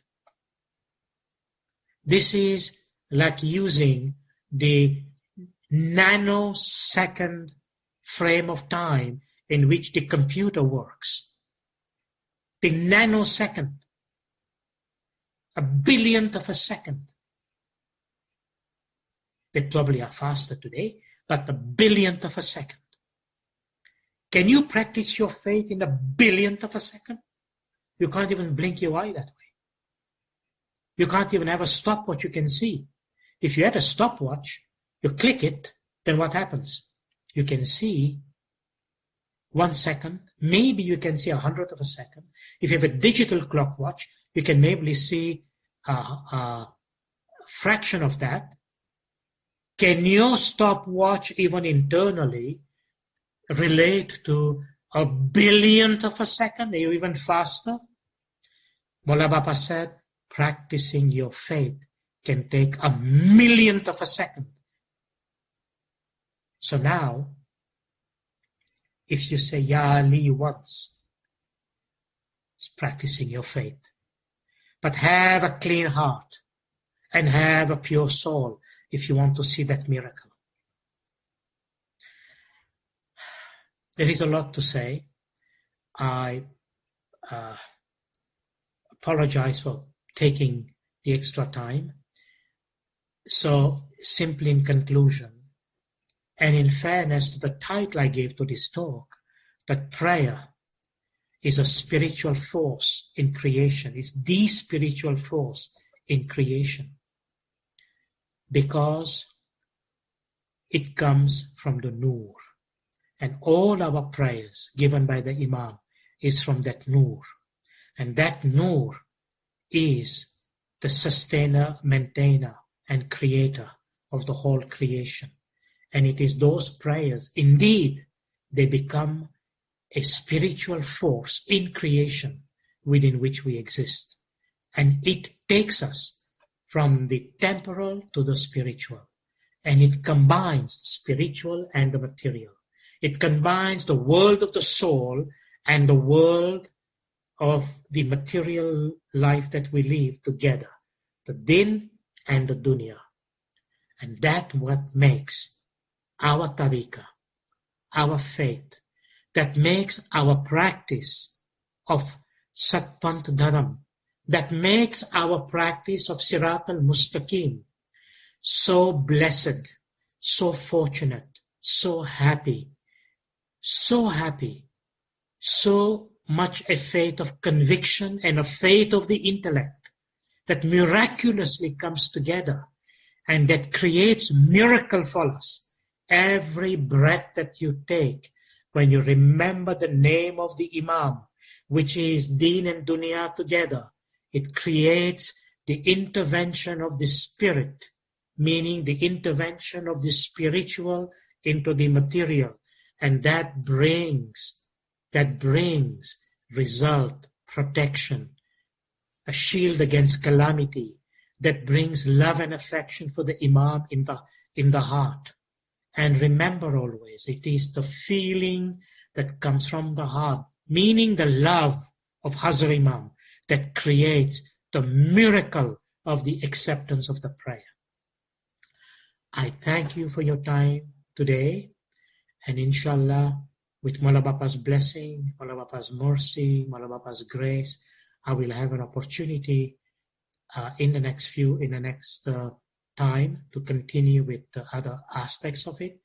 And please remember, next Monday, there will not be a Zoom session because unfortunately, because of the timing, I will be unavailable. And we will resume the following Monday on September the 7th. And you will receive the invite with the subject before that time and continue with other perspective. Back to you, Faiza. Thank you, Dr. Hassam. That was very enlightening. Thank you. So now I'd like to inform the participants that we will open the chat box to receive written questions. Also, if you'd like to ask Dr. Hassam your question verbally, you may click on the raise hand icon, which can be found under the participants heading on your screen. I will then be able to call on you to unmute your microphone so that you will then be able to ask Dr. Hassam your question directly.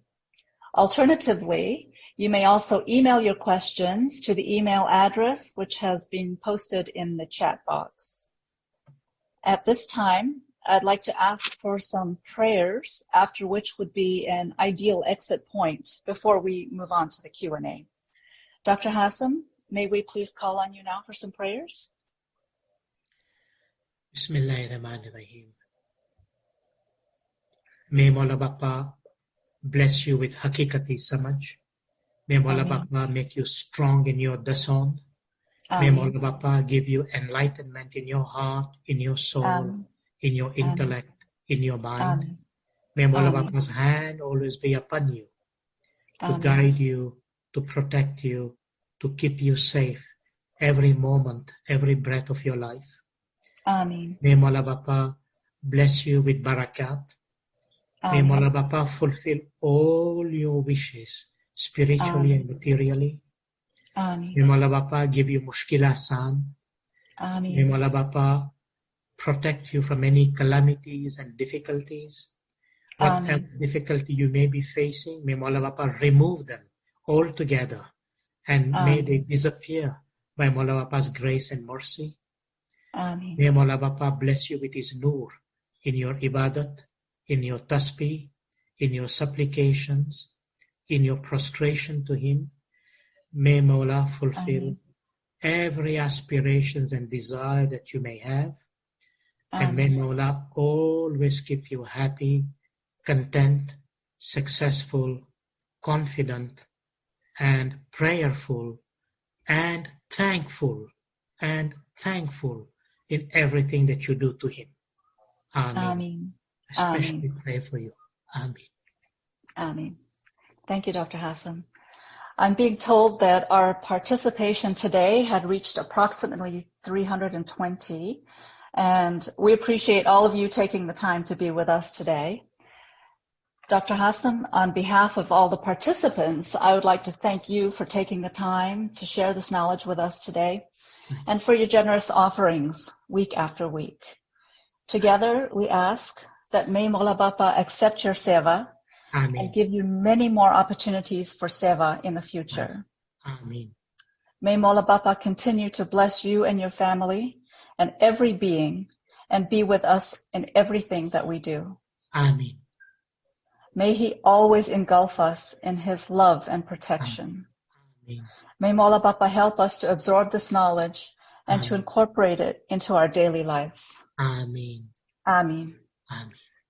So this would be an ideal exit point should anyone wish to leave the lecture. And now we can move on to the Q&A. So I actually already have a few questions coming in here. And and we also have some hands up. So let's take a question from the chat. And let's see, where did it go? Okay, there's a question here that says, when Dr. Hassam said, when we need to seek courage, wisdom, compassion, we call on tasbih. Do we seek these by repeating these sentences, or do we seek these through reciting tasbihs? No, through reciting tasbihs. Like Mullah Baba said, call the name of Allah, call the name of Holy Prophet, call the name of Hazrat Ali, call the name of the Imams of the time. So you can take a tasbih as explained by the Imam. And sometimes the Imam has said, any tasbih you like. Ya Ali, Ya Muhammad, Ya Muhammad, Ya Ali, the tasbih of Pir Shah. Take the name of the Imam. Ya Shah Kareem, Ya Shah Kareem. Take the name of Hazrat Ali, Ya Ali, Ya Ali, Ya Ali. So engulf yourself in there. Sink yourself in there. Become like a sponge. Let that be you and the tasbih become one, so to speak. Thank you. And the next question is, when we are saying our prayers on our own, there is no one to accept our supplications. So how does that work? Yes, there is. Because when you finish your prayer, you can supplicate Mullah Baba in your heart to accept your prayer. And remember, the time you are able to make it to Jumat Khana, it should be a desire in your heart, like a vow that you have taken, that when you go to Jumat Khana and when you perform your prayers in Jumat Khana, when you make your offering in Jumat Khana, they are part of that supplication that you have made earlier on and on that day, and that you have taken to Jumat Khana with you, that gets accepted. Next question. Shiraz's iPad has their hand raised. Shiraz's iPad? Can you Yes, unmute your mic, it's me. please? Yeah, hi, Yali Mother. Can- Yeah, I'm Shiraz again. Always I have a question for you. This morning I was going through some of your old questions and answers and your sessions, and I arrived at a very interesting question which was also asked by a teenager, one of my relative. He said, why can't we say our dua in English? And I believe somebody had asked you that question, you replied, but I missed that, of course. So that's why, if you could just throw a little bit of an explanation. That's number one. And in conjunction with that, is there any chance that one day you had made a explanation of the dua in a very beautiful wise? Is it possible for you to give us another session on the meanings of the dua, complete from part one to all the parts that we have listened? It will be a good refresher session for us. Thank you for your encouragement. Insofar as the first question is concerned, remember there is a very broad context to it. And the context is that why is the dua in Arabic, first of all? The dua is in Arabic, well, to begin with, is because the Imam desired that we should say our dua in Arabic. So that is first of all reasons. And remember, by virtue of what I've explained today, when the Imam makes a farman and gives guidance about the practice, then it is that guidance and that practice that becomes valid in its form and in its essence, that brings results because it is accepted by the Imam. And the Imam is given that acceptance. Now remember, just as an example, prior to the Arabic dua, we used to say our dua, people say our Gujarati dua, but it had many different languages in that dua. It wasn't just Gujarati. And it had many Arabic, Persian, Sanskrit, Gujarati, Kutchi, and other terms in the dua. And that dua that we used to recite before this dua had 17 parts. Today we have 6 parts. But let me say this to you. Whatever was the essence in that 17 parts of dua, the same essence is in the dua that we recite today. Only the forms have changed. The language has changed and the form has changed of the dua. So there is no difference there. But remember the most important thing. For any dua to be fruitful and to be result-giving has to be accepted by the Imam. And the Imam has prescribed this dua for us. As I keep saying, and I've said in the beginning of my lecture, this dua that Maula Bapa has given us, the 3 dua that we recite, and we recite it in Arabic from a congregational point of view, or even personal point of view, of course, is the dua is blessed by Maula Bapa. And it is that blessing in the dua that discharges into our being when we are saying the dua, because it is blessed by the Holy Imam. Now, why can't we say our dua in English? Well, number one, even if you look at the translation of the dua in English, first of all, it is completely insufficient in terms of the words that is being used in English. And the translation is not adequately expressible.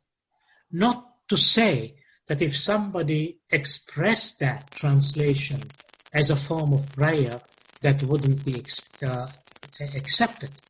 But remember one thing, that Arabic is also the language of the Quran. And because it is the language of the Quran, it is a revealed language. And because it is a revealed language, itself carries, if you like, a blessing. It is a channel of blessing. Whatever comes from the divine is a channel of blessing. And from a spiritual history point of view, Allah spoke in 4 languages. What is revealed in 4 languages? The first one was Sanskrit, which is the mother of all the languages. We call it Devanagari. Secondly was Aramaic, the language of Isa Nabi, Jesus Christ alayhi salam. Third, Hebrew, the revelation that came to Holy Prophet Moses sallallahu alaihi wasallam. And the fourth, Arabic, the revelation of Holy Prophet Muhammad sallallahu alaihi wasallam.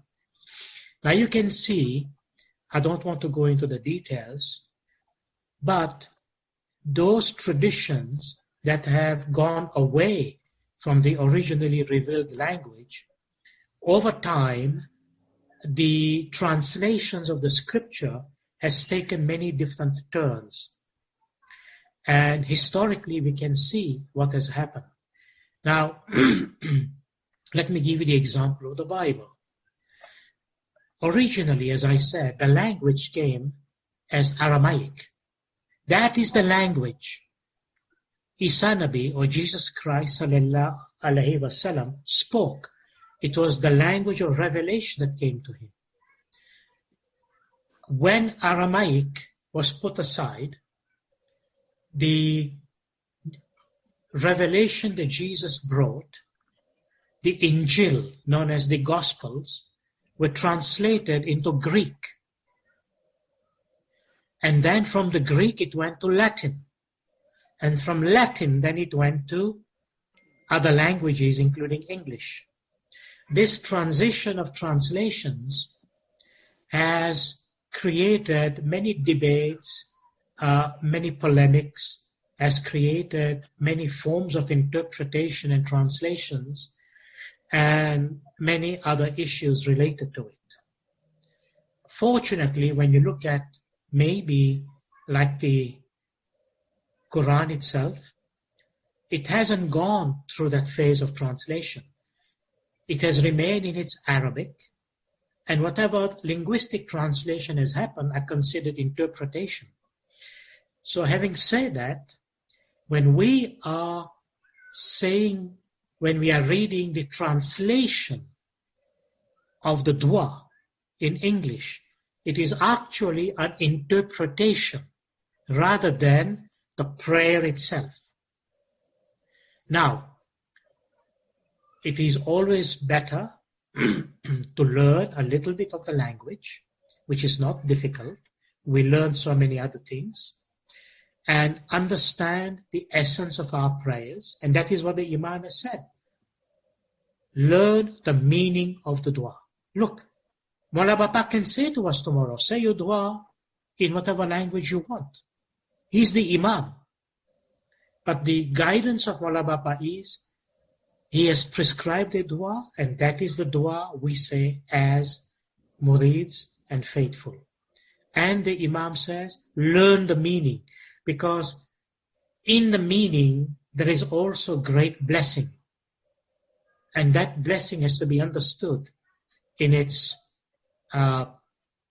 essence and its origin. And this brings me to, your other question about making a series on the dua itself. And it's tempting. It would be a long series because, there are 6 parts of dua, but each part could take easily, if we wanted to go into its depth, maybe about 2 to 3 hours each time. So I have to figure out whether in our platform, whether this would be desirable to do or not, and if so, how, and, think about that. Thank you for your suggestion, and I hope this helps to shed further understanding. Thank you. The question was, you see, the person who asked me that question, he had an opportunity to go to the church one day. And when he saw all those prayers and everything said in English, he was tempted to say that, oh, I wish we could also say Urdu, so that we could understand everything. But here we don't understand anything. And I don't blame them for it, sir. While not understanding is not an excuse, because you have an education, you have a mind and a brain that Allah has given us, and you can make a little effort. And if the individual has difficulty understanding, if I may propose, there are many others who can come together to help you learn, to help this individual learn the meaning, so that when the dua is said, it is understood in that way. So honestly, I don't buy the fact to say that we don't understand. Not understanding simply means I haven't made an effort to understand it. But it is not something that is non-understandable. It is understandable, and very nicely understandable. Today, many young children, even below the age of 10, they even know the literal meaning, the translation of the dua, and they say it. They say it in the classroom. They say it in the Baitul Ilm training, and they say it at home. Parents teach them. How is it possible a person can say, I don't understand anything? And of course, I appreciate the fact that you request lectures on further explanation of the dua. I have a series out there somewhere that exists that one can listen to, but I'll be happy to consider that. But understanding, I would say, make an effort, take time. Doesn't matter how long it takes. Take time. Spend even 5 minutes a day. That's all you have to do. Just 5 minutes. And if you tell me you do not have 5 minutes a day to give importance to the most important prayer of your life, that which brings you grace, mercy, protection, and you don't have time for that, then I don't know what to say. Thank you. And let your intellect and mind guide you. But I say, still if there is a problem, seek help. Seek help. There's lots of help out there that you can get to understand the meaning of the dua, if that is what this individual seeks. Thank you. Thank you, sir. God bless. Mullah bless you. Thank you. Sir. Thank you. Thank you. The next question is, when you pray from the heart, aren't you also praying from the soul? For me, heart and soul mingle in the matters of the heart, especially in spiritual matters and love. Absolutely. That's why the heart plays such a central role in faith and in many other ways. And it is exactly as you say. It's perfectly all right. Thank you. Arshad Gilani, you have your hand raised. Would you like to ask a question? Yeah, sure. Can you hear me? Yes. Go ahead, please. Yeah, I was hoping that you could, I could But anyways, we're losing you, Arshad. okay. Can you hear me now? Yes. I can hear you now. Yeah, Dr. Hasham, Wallahi, I must say you are very engaging and very powerful, as you were when we first met at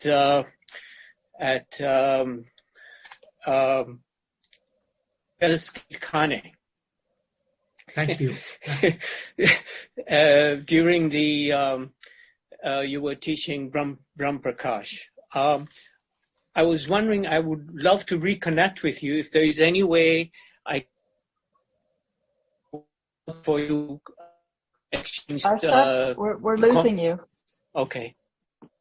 How about? No, Can we've you hear lost me you. now? Yes. Can you hear me now? Yes. Yes. If we can, the best way we can exchange some contact information, that would be immense for me. I'll be happy to. Okay. If you can, I don't know how to leave my email or how to get in touch with you. If you can, because I'm not supposed to give my email on the chat. So, if you can, you can let me provide know. your email in the site that was mentioned. Okay. There were 2 other emails mentioned there, and if you fail for some reason to, for whatever reason you can't have access to that, send your phone number in, and then we can make connection by phone and then eventually by email. That would be great. I do have a quick question, and I don't know whether the question is about a Farman. Not put it together. Farman starts with something like if you think of this universe, I'm 1,000 more universes than it's all. Does it ring a bell? Or Yes. Could you paraphrase that Farman a little bit so I can just write down or where I can get reference to? And if that is somehow, can it be connected to something that soul, that imagine the sun, how powerful the sun is, and your power of your soul is equivalent to 16 suns. I don't know whether you remember you said that, and I was wondering, is it possible the Farman and what you said? Yes. Excuse me. With reference to the one of the explanation our beloved Imam gave, our beloved Imam had explained that when you think of this world, he is above this world. When you think about this universe, he is above this universe. When you think about 2,000 universes, he is above 2,000 universes. When you think of strength, he is infinitely more powerful than any strength you can imagine. So Mawla Bapa was explaining to us that this is the Noor, that is his Noor, that is the Noor of Allah.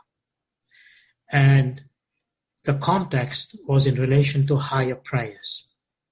So that is the reference. The reference about the soul itself, I gave an analogy that when we talk about the power of the soul, how powerful is the soul?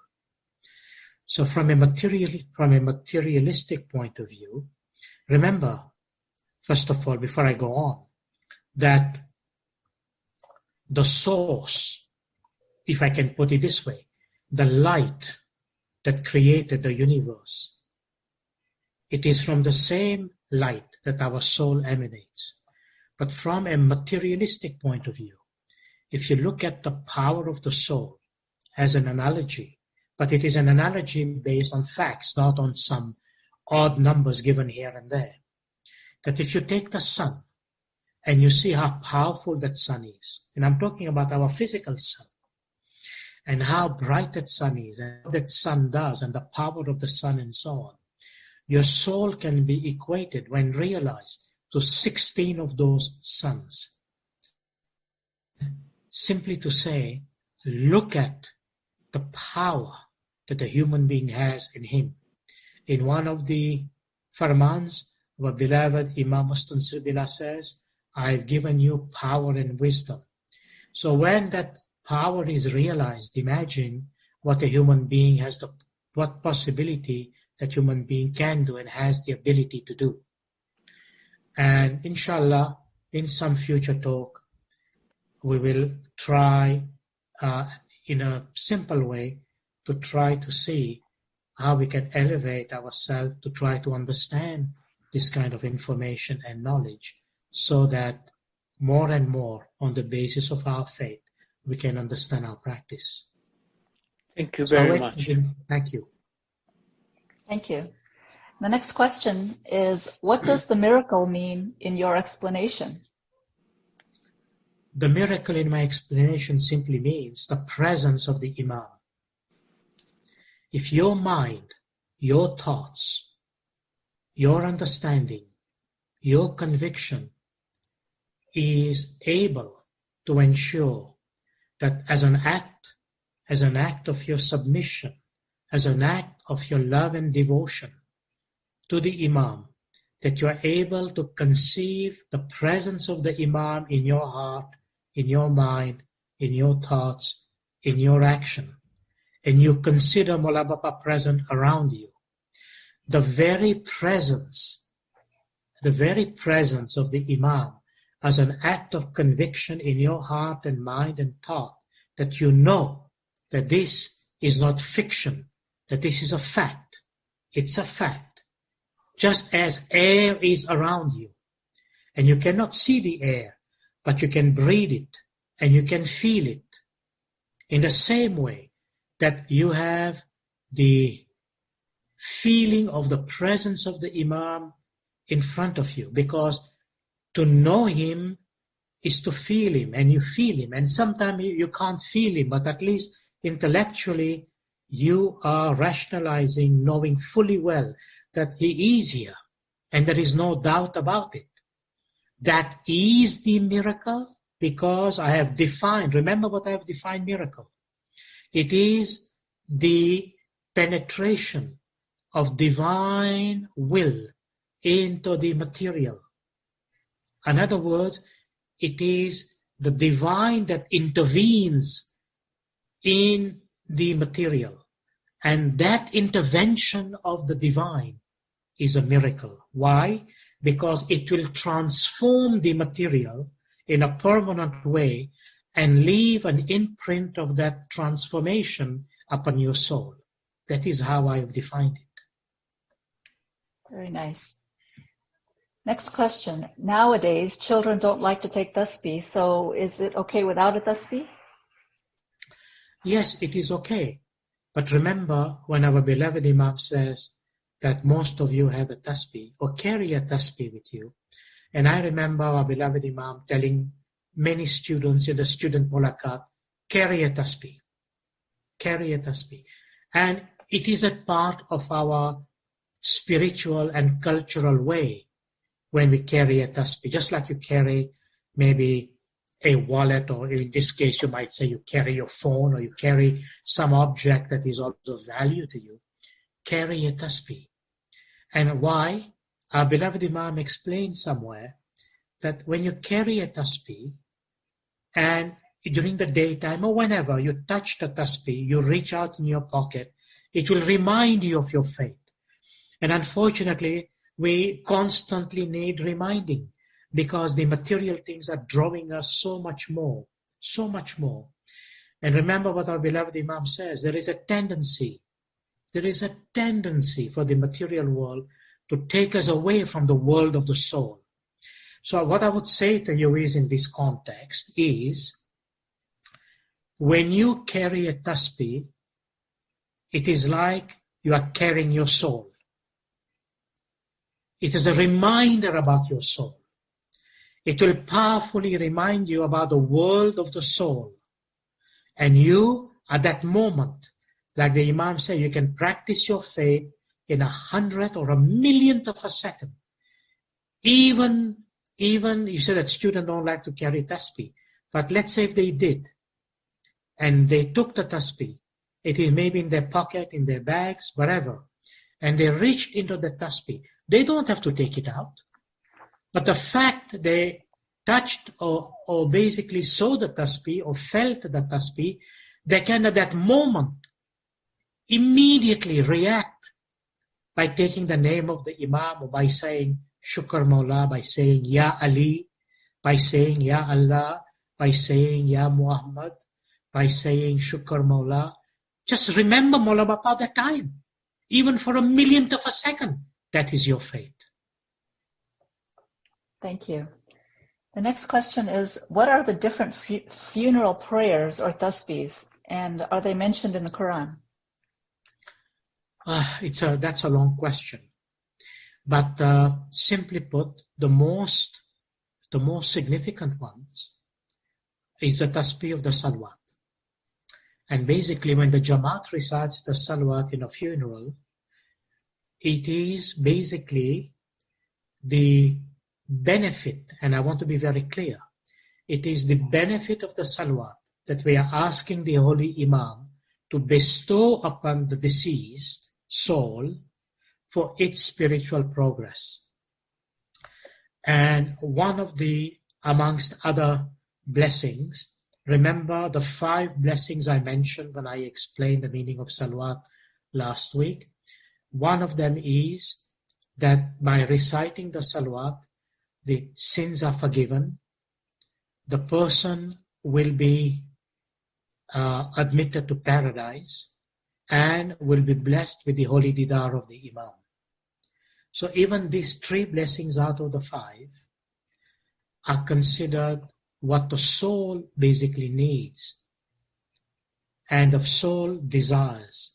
So when the Jamaat gets together to recite the holy salawat, all these blessings from the Jamaat is supplicated to the Imam, so Mawla may bestow the sawab, he may bestow the benefit of all these salawat recited collectively to the soul of the deceased.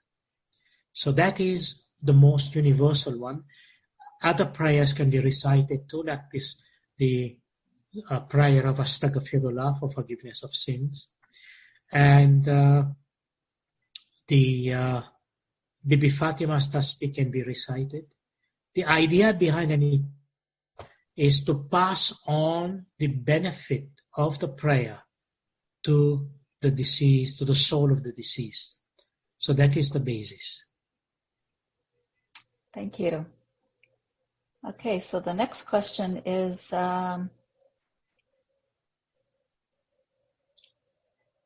prayer and tasbih is the key to seeing the world at peace. Why does it take so long?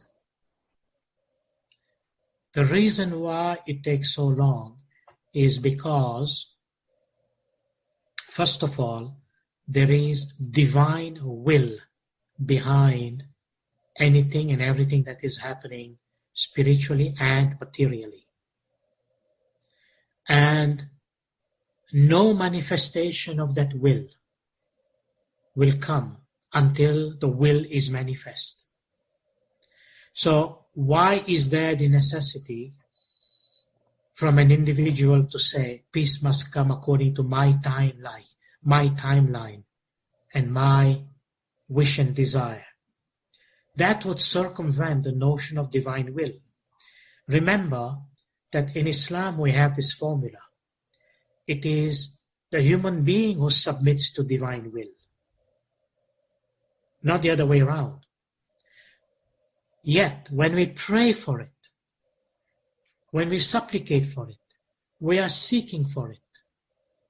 We do not know when is the right time. We do not know when will that right time comes. What we do know, the divine will listens to it. and the divine will answer to it at a time when the divine will seeks to make that a manifest truth. Until then, we remain submitted. Now, I can give you many examples in the history of Islam, but I think that kind of sums it up. Thank you. Shamsha, did you have a question? Shamsha? Yes, please. Oh, sorry. Yeah. Yes, please. Go ahead. Yes, Missionary Sabi Ali Madad. Mullah Madad, thank you for your Ginan today. Shukr. Thank you for reciting the Ginan. It was most meaningful. Shukr. Now, I'm really shukr for getting the opportunity. But if I've done mistake, I'm really sorry. No mistake. My question is regarding 313 moments. Yes. As the world is running. I just want to know the significance of 313 moments, please. There is a short Farman of Imam Sultan Mawachcha making reference to that.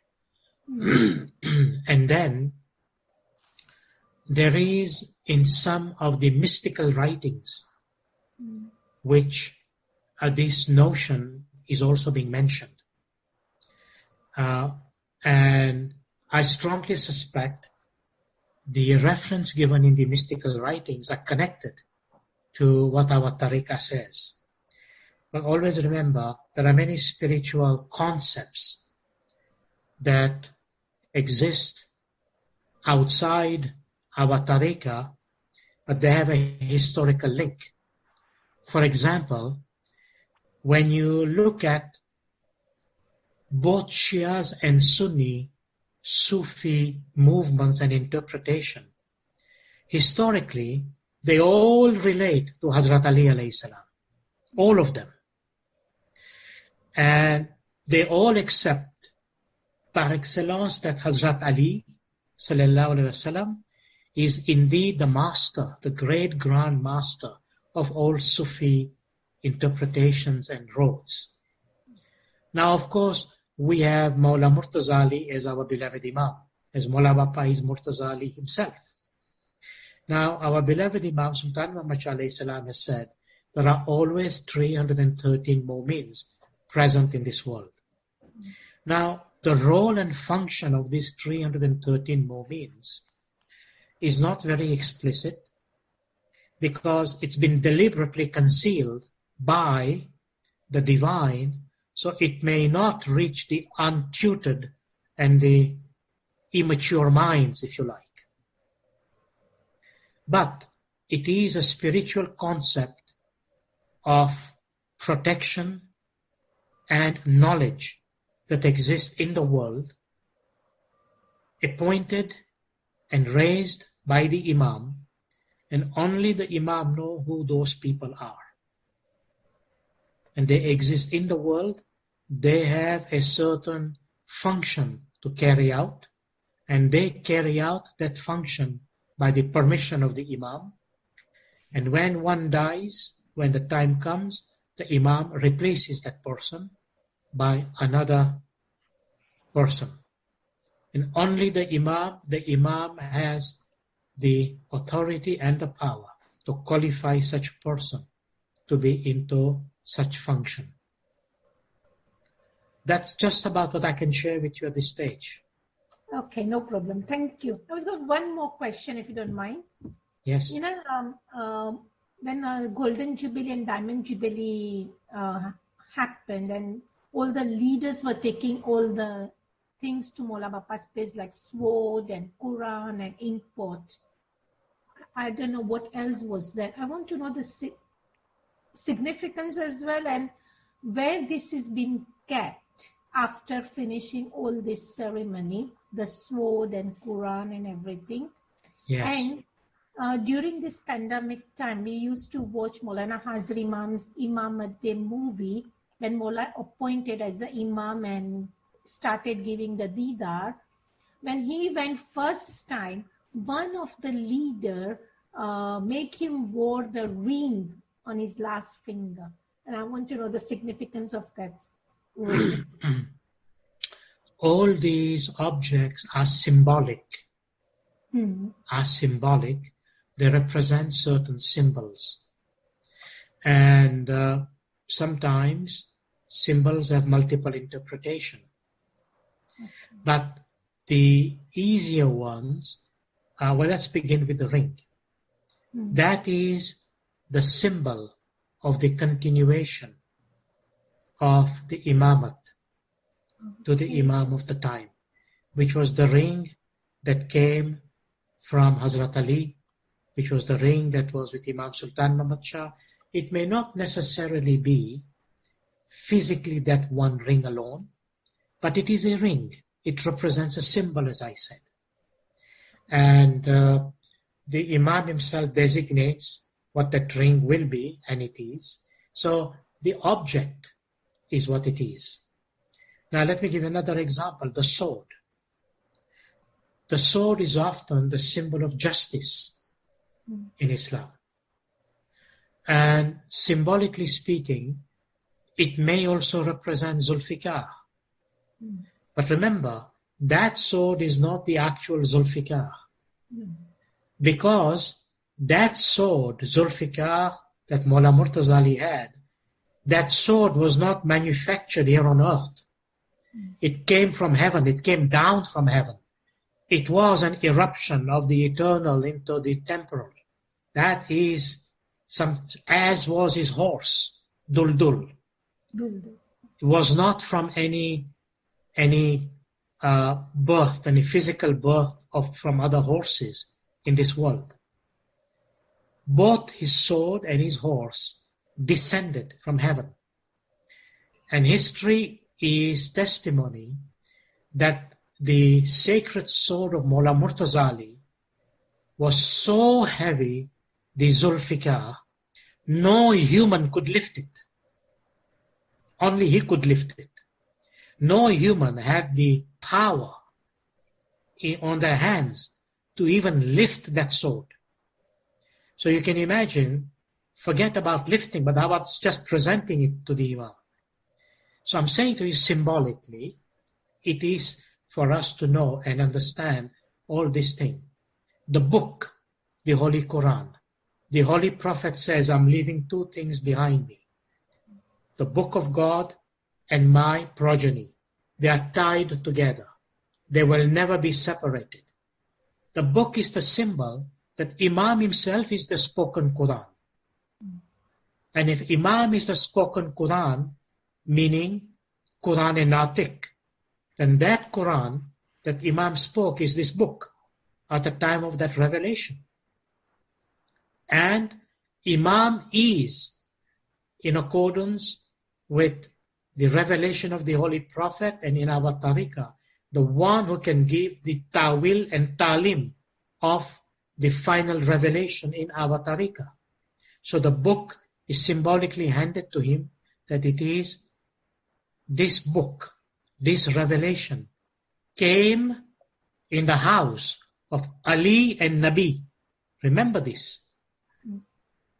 Revelation came in the house of Ali and Nabi.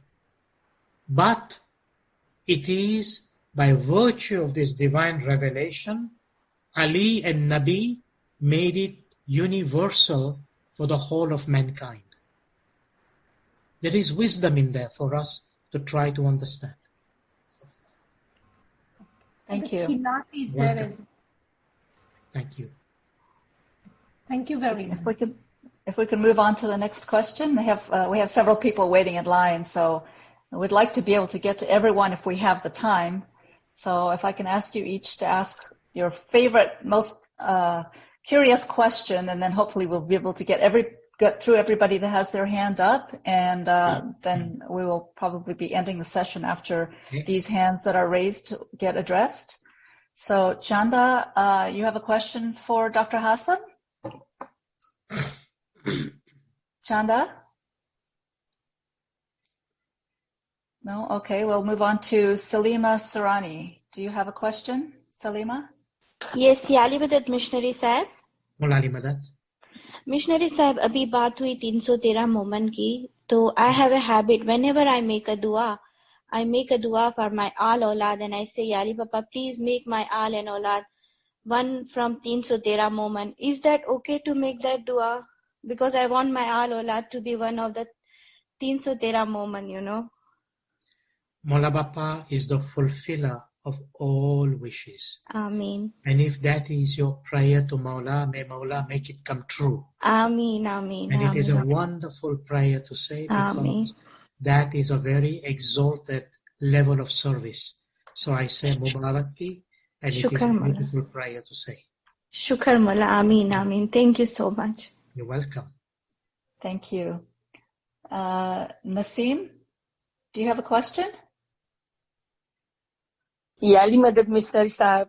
Mulali Madat. Oh, you are doing a wonderful job, sir. But I was a little bit disappointed that you're not coming on next Monday. But I wanted to request you make more 2 days for a week. We want you to come 4 days a week, but it's okay. So this is a request from I think so all 500, but all 5,000 people of the Jamaat. They all want to hear you, Missionary Sahib. Really. You are an architect. You are having it, and in front of you, we are all stones. And you are chipping it nice, slowly, and you are making us a model like soul. So that you are giving us the knowledge what before we had, but not like that knowledge. So you are just opening our mind, heart, soul, everything. So really, we are so grateful to you that Maula Bapa has sent for you, for us. Really, thank you very, very much. So please don't cut your days. Add 2 days more, but don't make it less, please. Nasimba, you're giving me too much credit. No, it's a fact. It's a fact by my heart. It is Maula Bapa's mercy, Maula Bapa's grace, Maula Bapa's love and compassion. Without that, there is no way to get together. Yeah, so Maula Bapa, both hands on you. I prostrate before Maula in humility. And I said, Maulana Shah Karim al-Hussein, and I thankful to Maula for whatever humble service I can render to the Jamaat. Thank you for your feedback.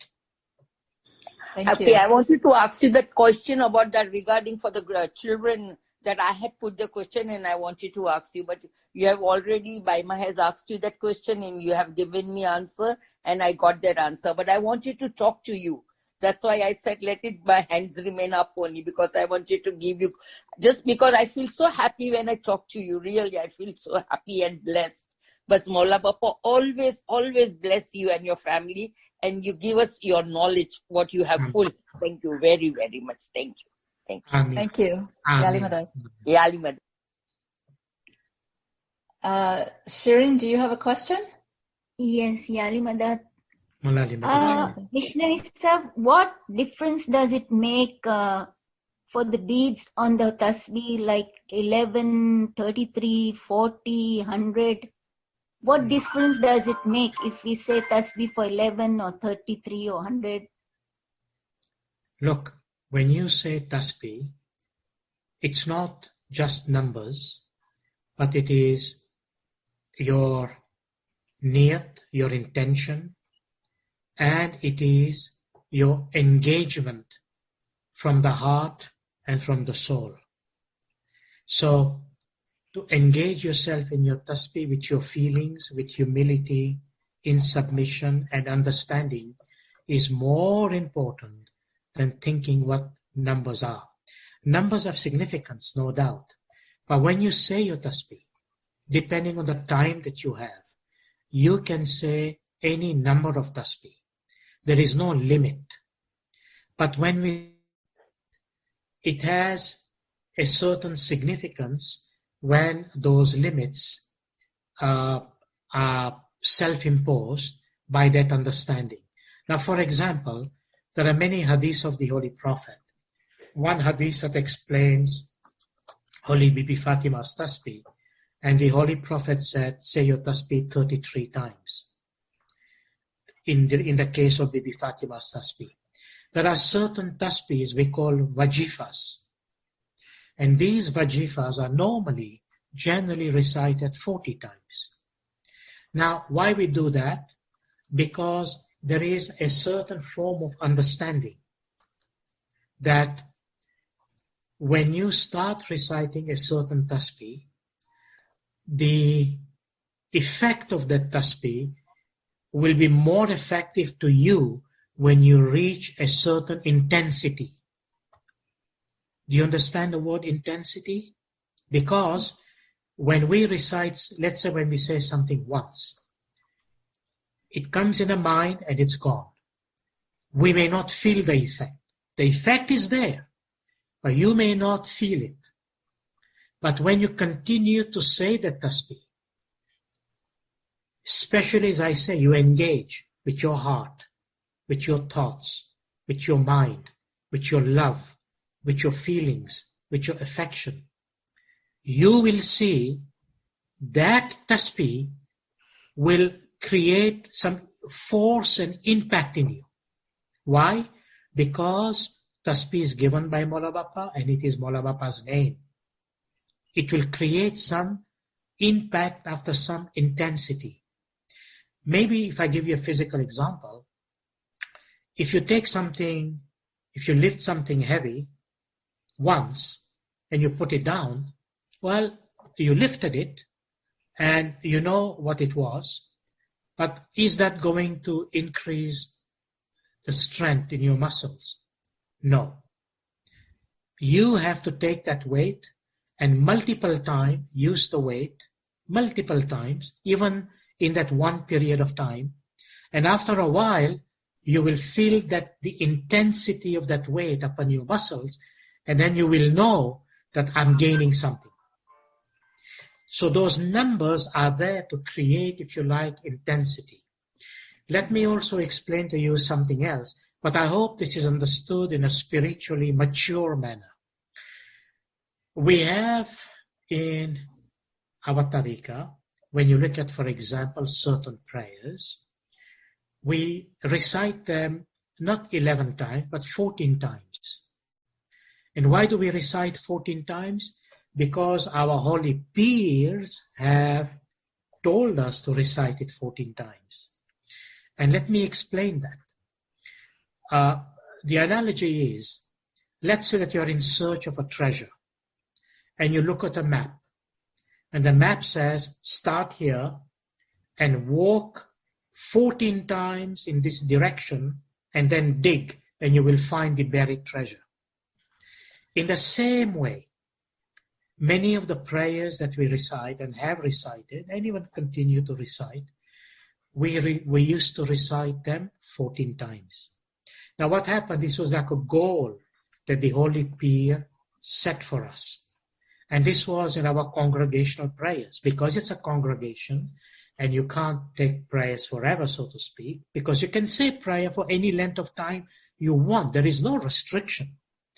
But let's say that you want to say the prayer, and we all say tasbih and prayer, inshallah, with Mawla's name. But you can, if you like, if you are strong by time, say those prayers 14 times. And because it comes from the spiritual tradition of our peers, we say it 14 times. Why? Because that number is blessed. That number is in our prayer. And that number is going to bear you some fruit and some results. Why? Because of the obedience to the Holy Peer and the Imam. So that is the basis for it. But you are not limited by that.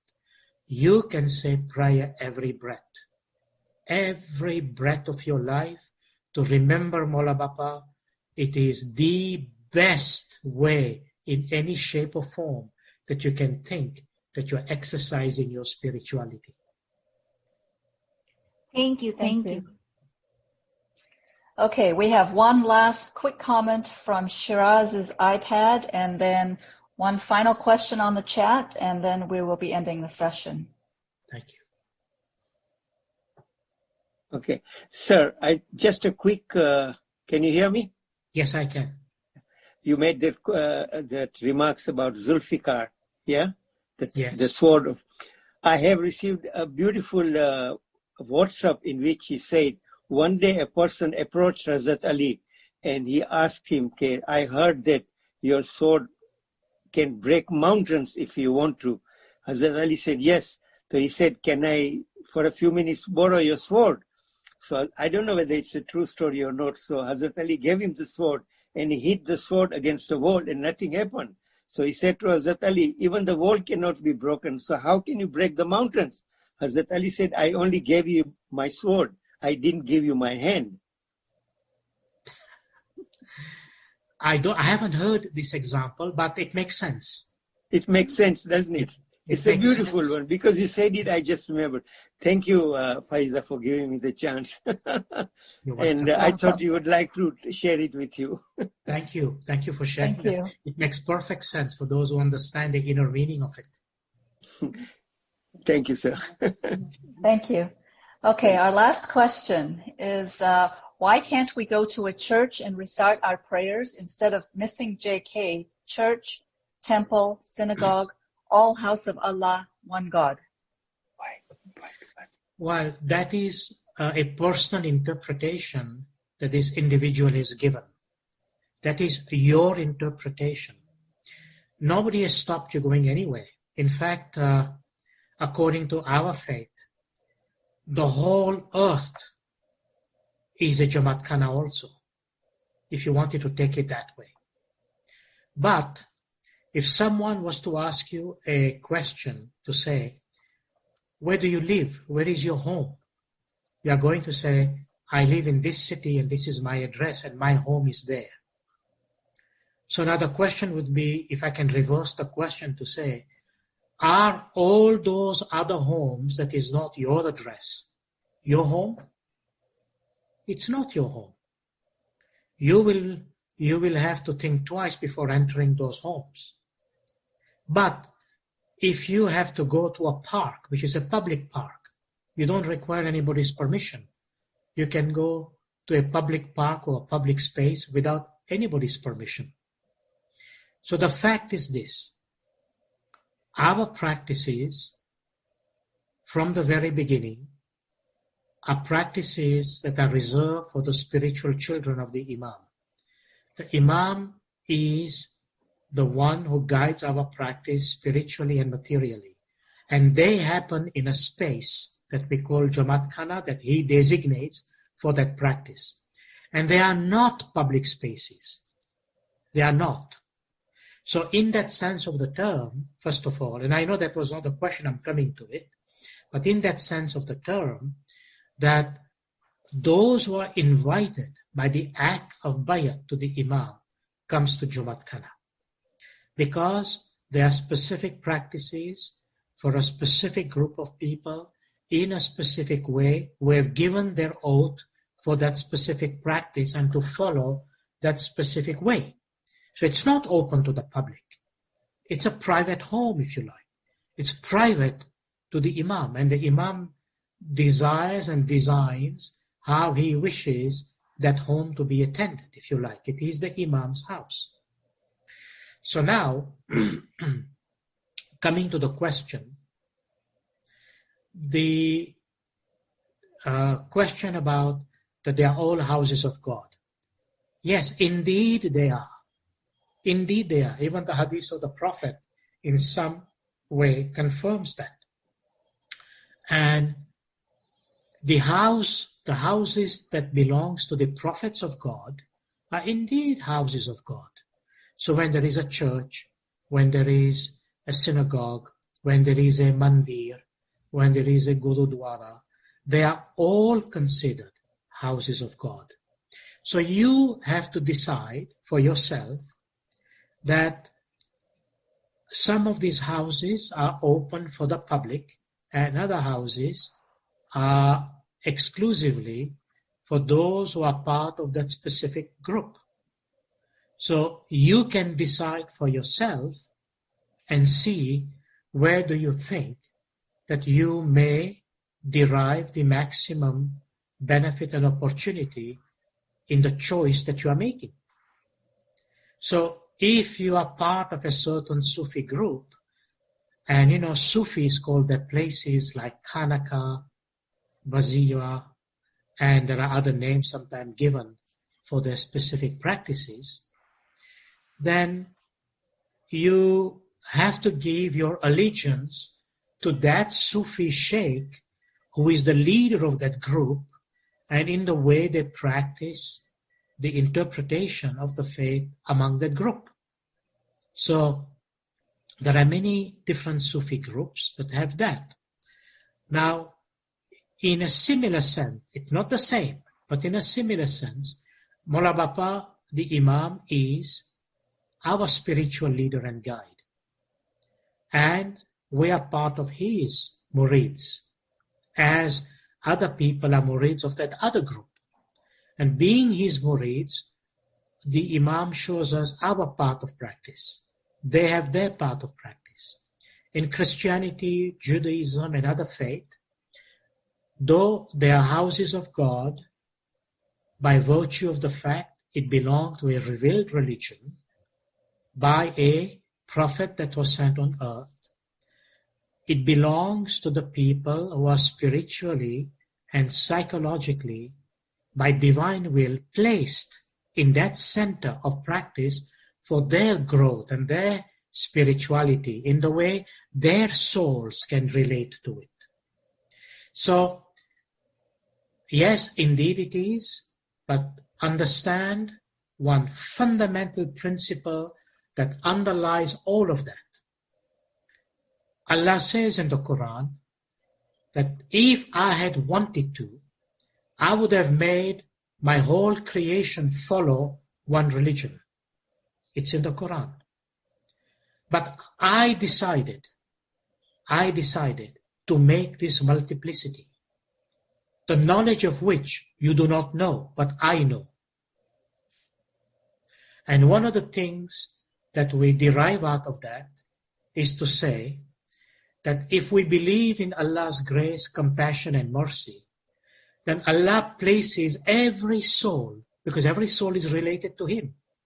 Remember the logo of the Diamond Jubilee, where Mola Bapa speaks about mankind all came from one soul?